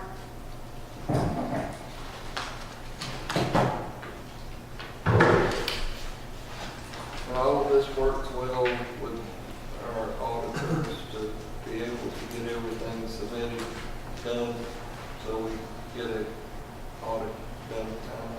Exactly, and our goal is to have this completed by the end of September so that we can go ahead and provide them with our trial balances and so forth. When we're waiting on departments or we're waiting to find out if there's invoices or we call and there's statements for vendors and we're trying to get and ascertain those things, then every single time we touch that material, we have to re-reconcile those accounts, redo our work papers so that what we're presenting to the auditor is totally inclusive for our trial balance. And so what we're trying to do is get everyone on board as to what those pieces are and when they are due. And then what I would like to do is to, in committee reports, give a status to the board of where we stand on those items. Because I think it's viewed as important when it's viewed from the top down as important. And I think this will help. I think what we've done in the last 6 months through purchasing, where we've streamlined some of this stuff, and it's going through purchasing at this point, and they're getting their hands on these invoices and maintaining that custody. I think it's helped significantly, and I think this is just another piece and another tool in that. So if and when we approve this, then you'll be emailing this to all department heads so that they'll have. We have already begun this. We email these department heads every single year. We need this, this, this, and this. We need it by these dates. Sometimes those things. This document, this document. Yes, but we will be emailing this document so that everyone understands that this is before the board, and so that everyone understands that we're giving status and progress reports to the board. Like it says, December 5th, finance and audit firm, presentation of financials and audit to the board. Yes, sir. Is that our first meeting in December? I think I checked that, but I may not have. It's usually, I think it's the first Tuesday. Our goal has always been to present it by the first Tuesday of the month. So if there's any issues or problems that, we have time to react to that. But that is the goal, is to present it that first meeting in December. In your opinion, is there any way to get that Back up. backed up? I'd love to see it in November. We did, if I recall correctly, Adam, correct me if I'm wrong, we did do it in November at one time. May have done it 2 years. I know at least one that we did it, because I remember going on Thanksgiving holidays and thinking, okay, I've got a little bit of a breather. We can certainly try to. We can certainly update this schedule and make it a more aggressive schedule. That's certainly possible. Well, the board can correct me if I'm wrong, but I think I have heard from more than one, including myself, that everything seems to be right down to the wire. Yes, sir. So I would love to have a calendar myself that shoots more aggressively to Okay. get it in November. Yes, sir. Is there anybody different with me? I agree with you. Okay. Well, do other things on there have to be adjusted if you do, like, does it have to be reworked? I mean, if you're asking to move it to November now, tonight, and not approve this, then does other things have to be adjusted? The game plan in this particular draft was that we have it finished, that we have all of the financial information finished prior to Thanksgiving, okay? With the presentation to the board on that 5th. In other words, we're not working up to the 5th to do it. I need to look at the date for that meeting in Thanksgiving. I believe it is possible. We've done it in the past.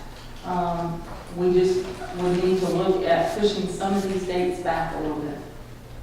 Well, it's obvious we're already in June and this thing starts June 1st, so I would ask the board to approve this tonight so that we've got a starting point Yes, sir.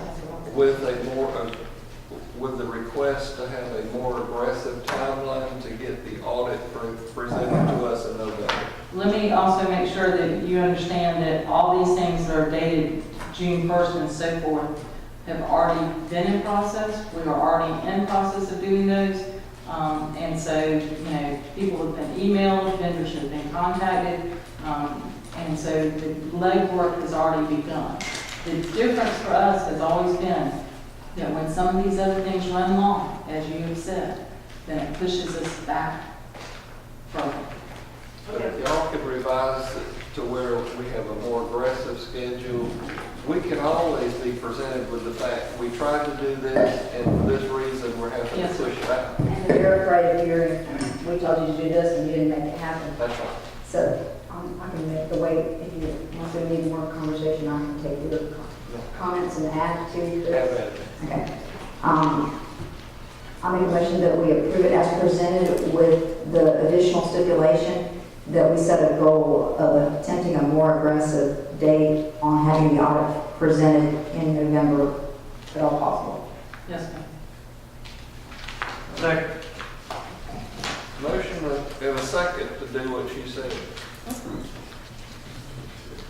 All in favor? Any opposed? So carried. All right, next item is item number 17 that I asked to be added. Stephanie, you want to talk to you a minute? You can. I sit on the Coastal Health District Board. Dr. Williams, who is our director, has had a lot of trouble getting a position, which the state mandates and the bylaws of that board mandates that there has to be a position on it. She has finally gotten Dr. Jack and Ison to agree to serve. The board should know that this has not been publicly advertised as we normally do, but I can tell you from several conversations with Dr. Williams, it has not been without looking for somebody. But if there is a time necessity on this because we are actually in violation of the law now of not having a position. So if the board would consider appointment of Dr. Jack and Ison, he has agreed to serve, and we can fill that position immediately. We're not breaking any type of policy that we haven't advertised to get our. There's no requirement for us to do it. We do it as a courtesy. That's what I was asking. Yes. My understanding, there's no requirement, and it's not like you're going to get. Well, if I hear we're already violating a law this way, and I got, it's like which law that, but I was trying to understand.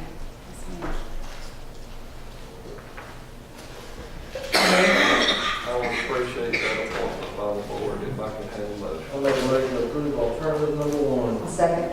Motion and a second to approve alternative number 1, which is to put Dr. Jack Anderson on the board. All in favor? Any opposed? So carried. I will inform by Williams later today. She is moving to new time. Okay, that's the end of our agenda. Down to random new business. Reports from administrative staff. Go ahead, Mr. Kovac. Toss couldn't be here tonight, he was sure to leave me with I'm not going to go through all of these. I'll highlight the bigger sheriff's office updates in your package. Blue Jay McCall work is continuing. Ash Road repairs are continuing. Fleet operation, maintenance, and management services. 3 proposals were received. Those are being evaluated by staff, and we'll have that to you by July 15th. The fleet fuel purchasing card and maintenance service. The purchasing department has been investigating Right Express and believes that doing so with Right Express on the state contract will provide savings. The owner's request is that we actually try a couple of these cars. So if there's no objection from the boards to obtain several of these Right Express cards to make sure that we're utilizing them and actually result in savings.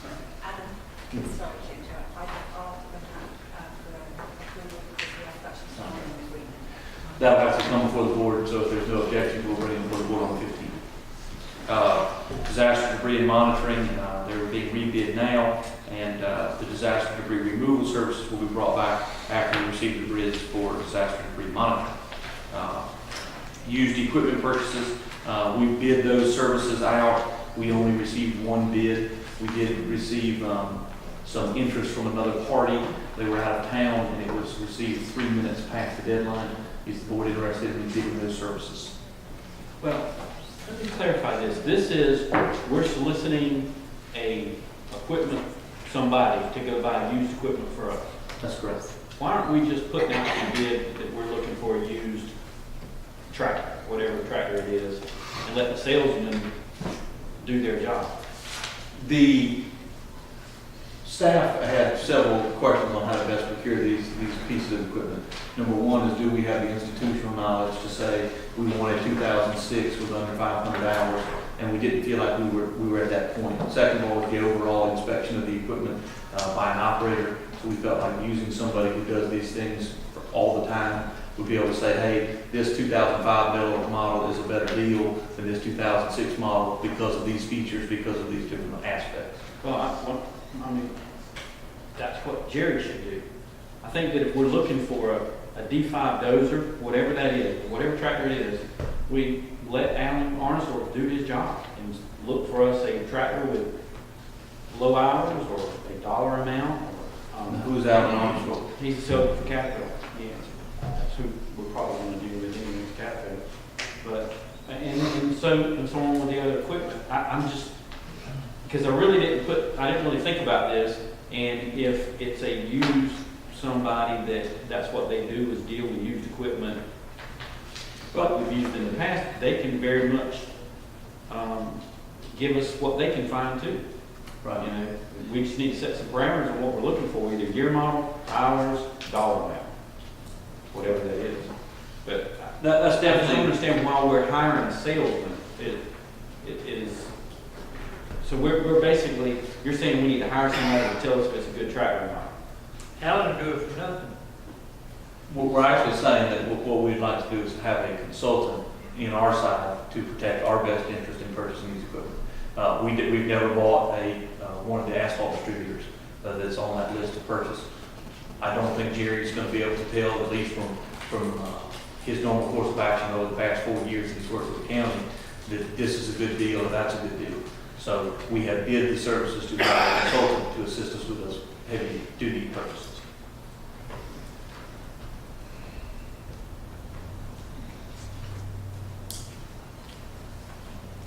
We discussed the idea of just speccing out the equipment and saying, hey, bring us what you've got.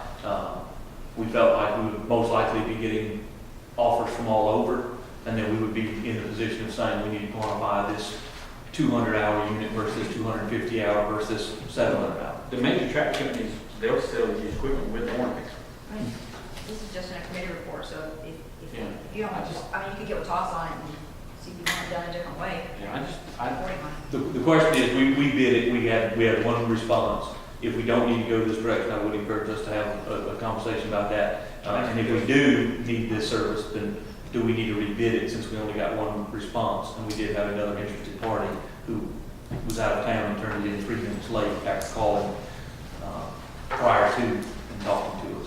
Well, that's kind of what I'm saying. I mean, I know most of these people that we're talking about here, most of them are friends of mine, but the fact is, I think the county will get a better deal if we just say what we're looking for and let the bids come in. If we're looking for used equipment, let them come in. And then we can look at it and see, and if it doesn't look anything's interesting, I just don't know what the benefit of hiring a consultant for us will be. I think you'll get, because that's basically what he's going to do, is go to the tractor dealers and say, what have you got? I think we'll get a better deal dealing with the dealers. You're right. Could we bid a new piece of equipment and ask them to furnish us with an alternative Certainly. use? And see, and that way we have a new price That's right. and we would have Well, and the other thing too, see, a lot of times on this equipment, on government contract, you'll buy it. I know counties have done this. I was at a Ritchie auction and watched this happen. Counties have bought a motor grader at below what retail market is, use it for a year, take it to a sale and sell it, and actually use it for that year for no money. Because government can buy at a lower rate. So sometimes it may be better to buy on the government account, you just buy new. There's a small little excavator, mini excavator they were showing off down at ACCG. And I just simply asked him the question, how much was it? He said, this particular thing's $40,000. He said, but if you bought it under government contract, it was $33,000 something. I said, that much different? So I would say, spec out what we want. Go to the equipment companies and say, bid it.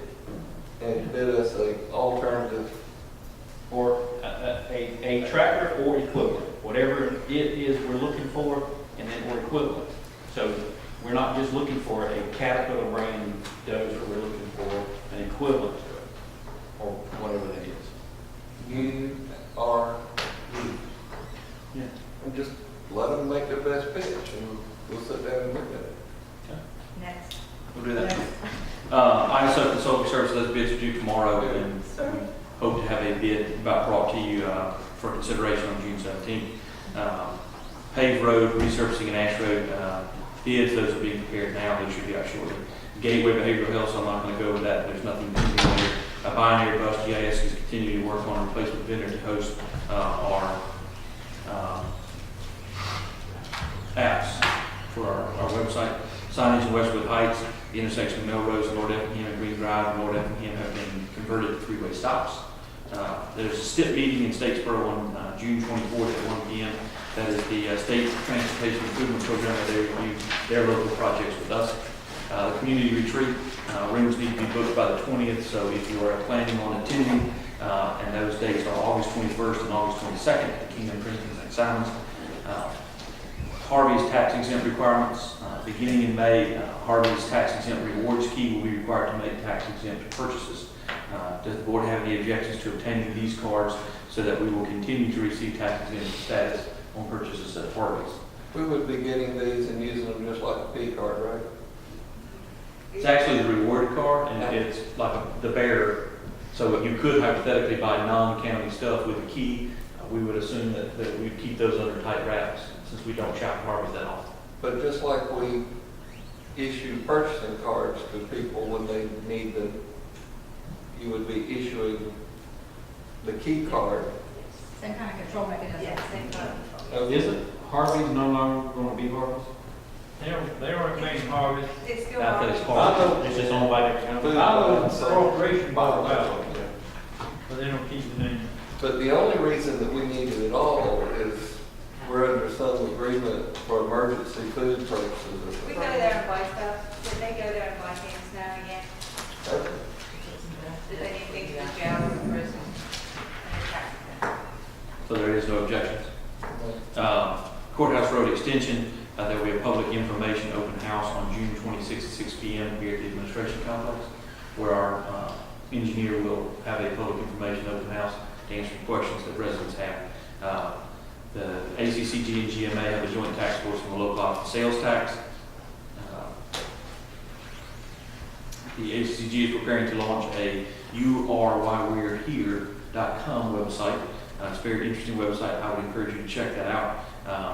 It is a way to explain and educate government services and programs to residents and citizens. And then there's an emergency purchase. We're playing it safe on this one. We're not 100% sure that it is an emergency or it qualifies as an emergency. An HVAC unit at the prison kitchen went out last week and temperatures were extremely high. We received 2 verbal quotations for the replacement of the compressor, and our on-call HVAC firm will handle the install. The cost of the compressor is $1,422. Labor is unknown at this time. The repair is scheduled upon delivery, which was scheduled for today. They're going to have to make an adjustment because we can't find a part for it. But staff believes the funding is available in Department 16. However, category or line item budget change may be needed by a budget amendment in the future. The unit is a train which requires the use of a train or American Standard compressor. It's only available by train. Since it was, we received 2 verbal quotations instead of 3 written quotations for something costing more than $500, so less than $5,000. That was one reason why it possibly could have qualified. And then second of all, we weren't at the time that we made the purchase 100% sure that they had the cash on hand in their budget. So it went through the proper channels of the administrator, the finance director, and purchasing, and we purchased we went ahead and authorized the procurement for a $1,400 unit compressor. And that completes this. We did meet with, Mr. Newton came by today. The county attorney has supplied an email to the tax assessor's office as well as the clerk's office regarding the ownership of the easement on Clyde Road and Courthouse Road. In our discussions today, he has 2 concerns. One is the ongoing maintenance of the easement, which it sounds like if we can work with the adjacent landowners, he is contented to properly execute any easements that's required across his property for the continued maintenance of the easement, so long as we work with the adjacent landowners. So as far as the CUVA question is concerned, there's nothing really else that the county can do. It is now the tax assessor 100%. I talked to one of the Joe Oliver, and he said we could come on his property and whatever that ditch is, and he doesn't care. He said you come on anytime you want to, clean it out, whatever. Might need to take that to the bank. Well, if he told me that anybody from the county come out and do what they want to on that easement, he does not care. Sounds good. Okay.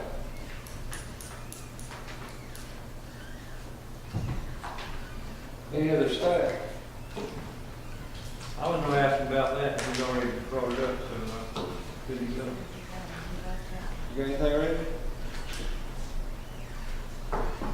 Dash road repairs, the crew's doing the work. Apparently they leave a lot to be desired with traffic control.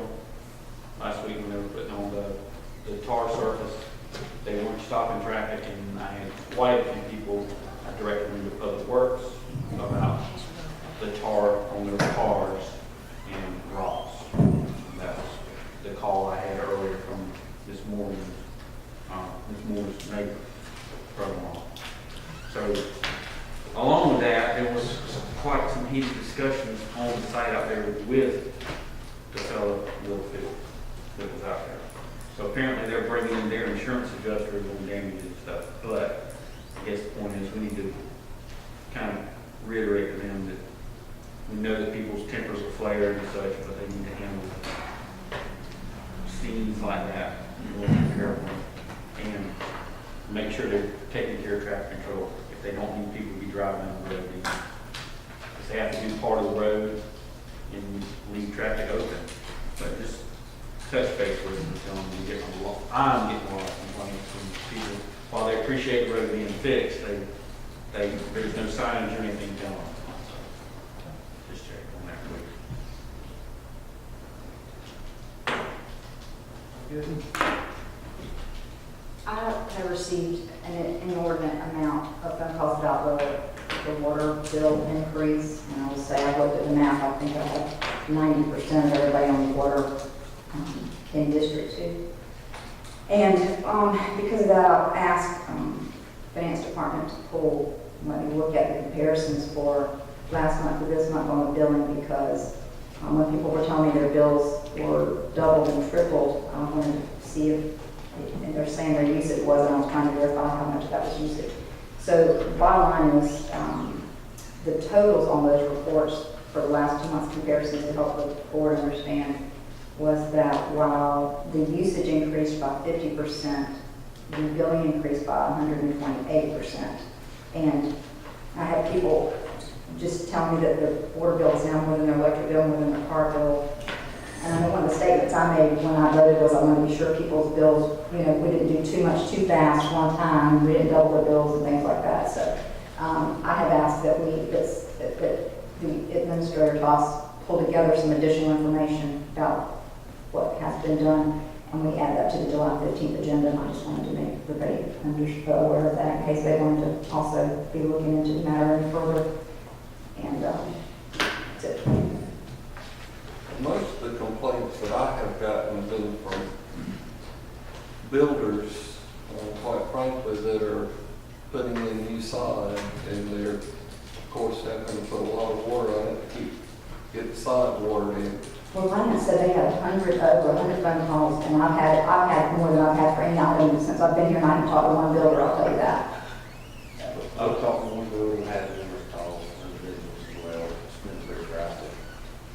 But the reason that I said this was, there's nothing in our ordinance that allows for an irrigation meter to be put in, number one, or to waive sewage billing on any construction home. When there's nobody living in there, nobody creating sewage.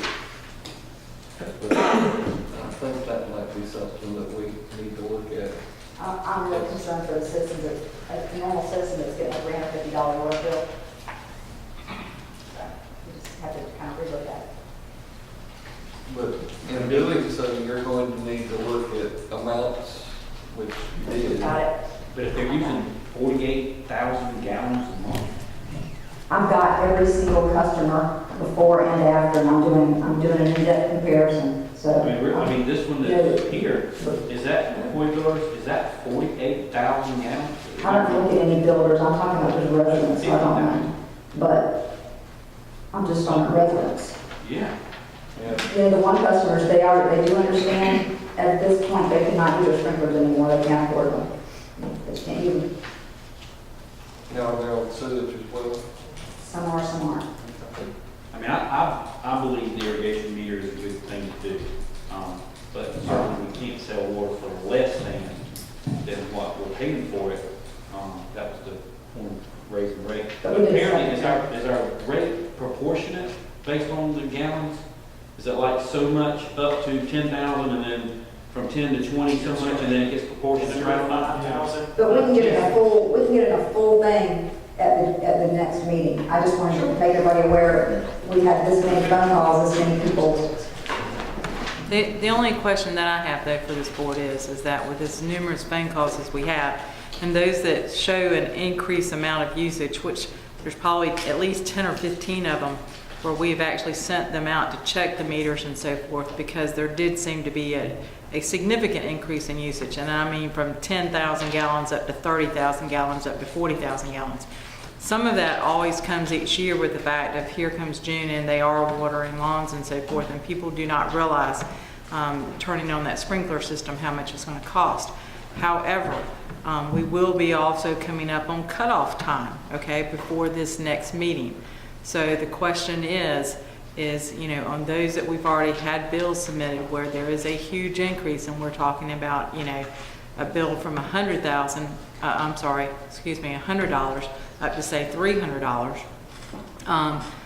What is the wish of this board until this next meeting? I can't see cutting somebody's water. I mean, there's a note here that, the notice went out with the higher rate. There was given no notice, so people weren't able to budget. And they're saying things like, we understand an increase, but this drastic of an increase, and that is what's occurred. I don't know that we can tell you what to do between now and the 15th, and I don't know that there are a lot of, go on Facebook, there's a lot of livid people about this particular. I think that while we were trying to do some type of increase that needed to happen, I don't think we anticipated what we were really. And what I learned from this is that in the future, a smart way about doing this was whatever, we should have them be able to set up something so they run a dummy month and show us all things the same, and we can't anticipate if somebody uses more. But if you understood the example that I gave you on the totals, usage increased 50%, billing increased 137%. So that tells you how much of it's not because of usage. That was my point. So I don't, it's late for us to try to. I understand. We're just fielding these calls. That's part of our job. We understand that. However, at the same point in time, you know, how do we proceed through this? And I prefer to have some direction from the board. I think that I would say, let me just ask if that agrees with this. The board has placed this item on July 15th agenda. Okay? That'll give you. So at this point, you know, if there's, Gotta go by ordinance until it's Exactly. discussed and changed. And that is what I'm talking, because that is, Yeah. it's long until then. Do we accept a partial payment? what we usually do is we accept the payment if they're past due, we accept the payment for that, and then they have to the 25th to pay the rest of it. But by the time we get to the next 15th, it will be, again, the cutoff time for these individuals. I had a citizen ask, would we have a special call meeting? I don't know if the board wants to try to consider that or not.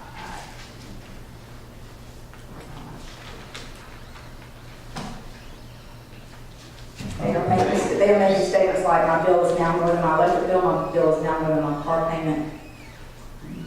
We are trying to help walk them through this as much as we can. You know, we ask them, you know, has something changed within the household? You know, be sure to cut off all your water. You know, if you need to, stop the, you know, this irrigation piece of it. We're trying to be as helpful as we can and to identify if there's any meter problems. To my knowledge, at this point, we have not found any meter problems as far as the actual meters not reading correctly. What we have found is that people didn't necessarily know how much the usage was going to go up. But again, there are people that their bill's much higher without much usage. Yes, We saw that last night. and Rarely enjoy the, I don't remember ever, you know, I know we saw numbers, but there's a 75.5% increase. I never saw it presented in that fashion. Well, it's because the rate is proportional. It's, you know, that's what I was saying earlier. Yeah, I had to look at his bill to see if maybe It's there like- was a line. It's like it is punitive to overuse water. that's correct. This is what happened, you know, this same thing happened in Guyton a couple of years ago over Honey Ridge. Exactly the same story. People over there over. You have to remember that highest tier, we went from like 272, if I remember correctly, up to 5. So anybody that is going over that, not only got the $20 on the water side, and then the movement of the sewer side, but then they also got, you know, basically almost double on that tier. This needs us, we need to look at a lot of things, and we can answer this tonight, for sure. Yes, ma'am. And I think one option too is to waive the sewer. You know, you might can waive part of the sewer fee because it's obvious that this was irrigation, but it was water that was used. I told Toss I wanted specific recommendations from him. Yes, ma'am. From the county administrator, I want some specific recommendations. Any commissioner that has ideas and recommendations, So your answer is stick with the ordinance. I think it would be wise too, and anytime we have a reasonable increase, to not implement it in May or June. I agree. When they're already gonna have increased usage. Timing was poor, but I think we learned a lot from it. Tell you what would be interesting too would be to take those same examples and use the rate before the increase and see what their bill would have been. And see what the difference would be by using the same amount of gallons with the same Yes, sir. structure that was done before. And we've been doing that this entire week. That's right. Yeah. We have been doing that and going through that explanation this entire week. And when I voted, I really thought I had asked enough intelligent questions when I voted that I wasn't being part of overreaching. But now that I think we accidentally did that. Anyway. Can I ask a question? Sure. Please. When you implemented the new policy and rates, why didn't the water customers receive a notification that, or at least identified what the new step rate breakdown was, how much it was going to be per gallon? Okay. I have an irrigation system, but I have a well. But I'm on county water for the home. My increase was negligible in consumption, but my bill went from, and I don't have a problem with paying the new bill, but my bill went from $24 to $49. That's double. with pretty much the same amount of usage. That's a big jump. That is a big jump. And Why some are you people who shaking your head? I've had irrigate numerous calls. really Why would you get disagree with this bill? We generally do. In this particular instance, we usually, when we've done a rate increase in the past, we've usually done it in the future, as in, you know, at another month or another particular point in time. That wasn't done necessarily in this motion.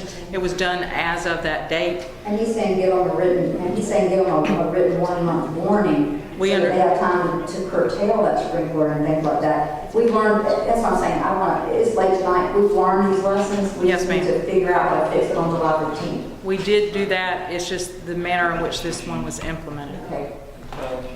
I'm still trying to figure out the question. Her question is what happens when it comes to turning off people's water for not having this item? Yes, sir. And personally, if there's a way that you could take the old rates, look at today's consumption. Yes, sir. If they were to pay at least that much, Yes, sir. I'd leave their water on. Okay, we certainly can do that. A lot of That work we- with that. We would be, It's probably a lot of we work to do would, that. we, Well, I think it would go the extra mile with our Just handling residents. phone calls, by myself, if that all works. But that's just me saying. Yes, sir. I mean, because that would take some of the sticker shock off of it. And Well, my additional fear for our residents is this. We also implemented that if they're late on their bill, then we also increase their deposit. their deposit. And so, in thinking all those pieces through, my inclination was that if the board could give us some direction to perhaps do as you're saying, where we calculate what their last average 3 bills were and say, pay this till we have some sort of additional direction from the board. I would be in favor of delaying that part of it until after we vote in July 15th. Right. Okay. Completely. We should have delay that portion. Yes, ma'am. If everybody agrees with that. But if they would pay at least what it would have been under the Yes, old sir. rates, I would agree with that. I would leave the water on. And I think that would go I wouldn't along. increase their deposit. and I wouldn't- Yes, sir. I totally that. And we'll get all that information together. Yeah. So is that the direction from the board? Because one thing we have to keep in mind while we do want to recover our costs from Savannah, this and that and the other, if our cost still does get to where it encourages everyone to build anywhere except for where the water is, we'll never have any customers, we'll never get this system. So we're hurting our existing customers and we're hurting the taxpayers because we're not getting new customers on the water system to pay for it. Yes, ma'am. Okay, that's it. Okay. Anything else? I had a positive email, he was happy about courthouse representation, what was down there. Yep. I drove on my call today coming here with that sign. Road comments, positive. I drove down Blue Jay, got tar on the road, on the car. But I was happy about it. Let them run down Union Springs for Wall Street. Also, there's one more item, which is the scope of services that is in your package. Please review it, and if you have any questions, get back with us. I believe Stephanie told us we don't want to do executive session, so she's going to want us to go. Executive session stuff tonight? I don't have anything for executive session. Get the argument out on that. Well, I've got something, so I'm gonna bother you. Okay, I got 5 minutes.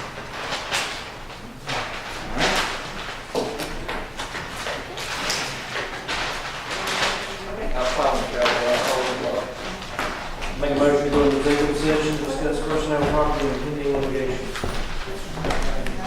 I have a motion.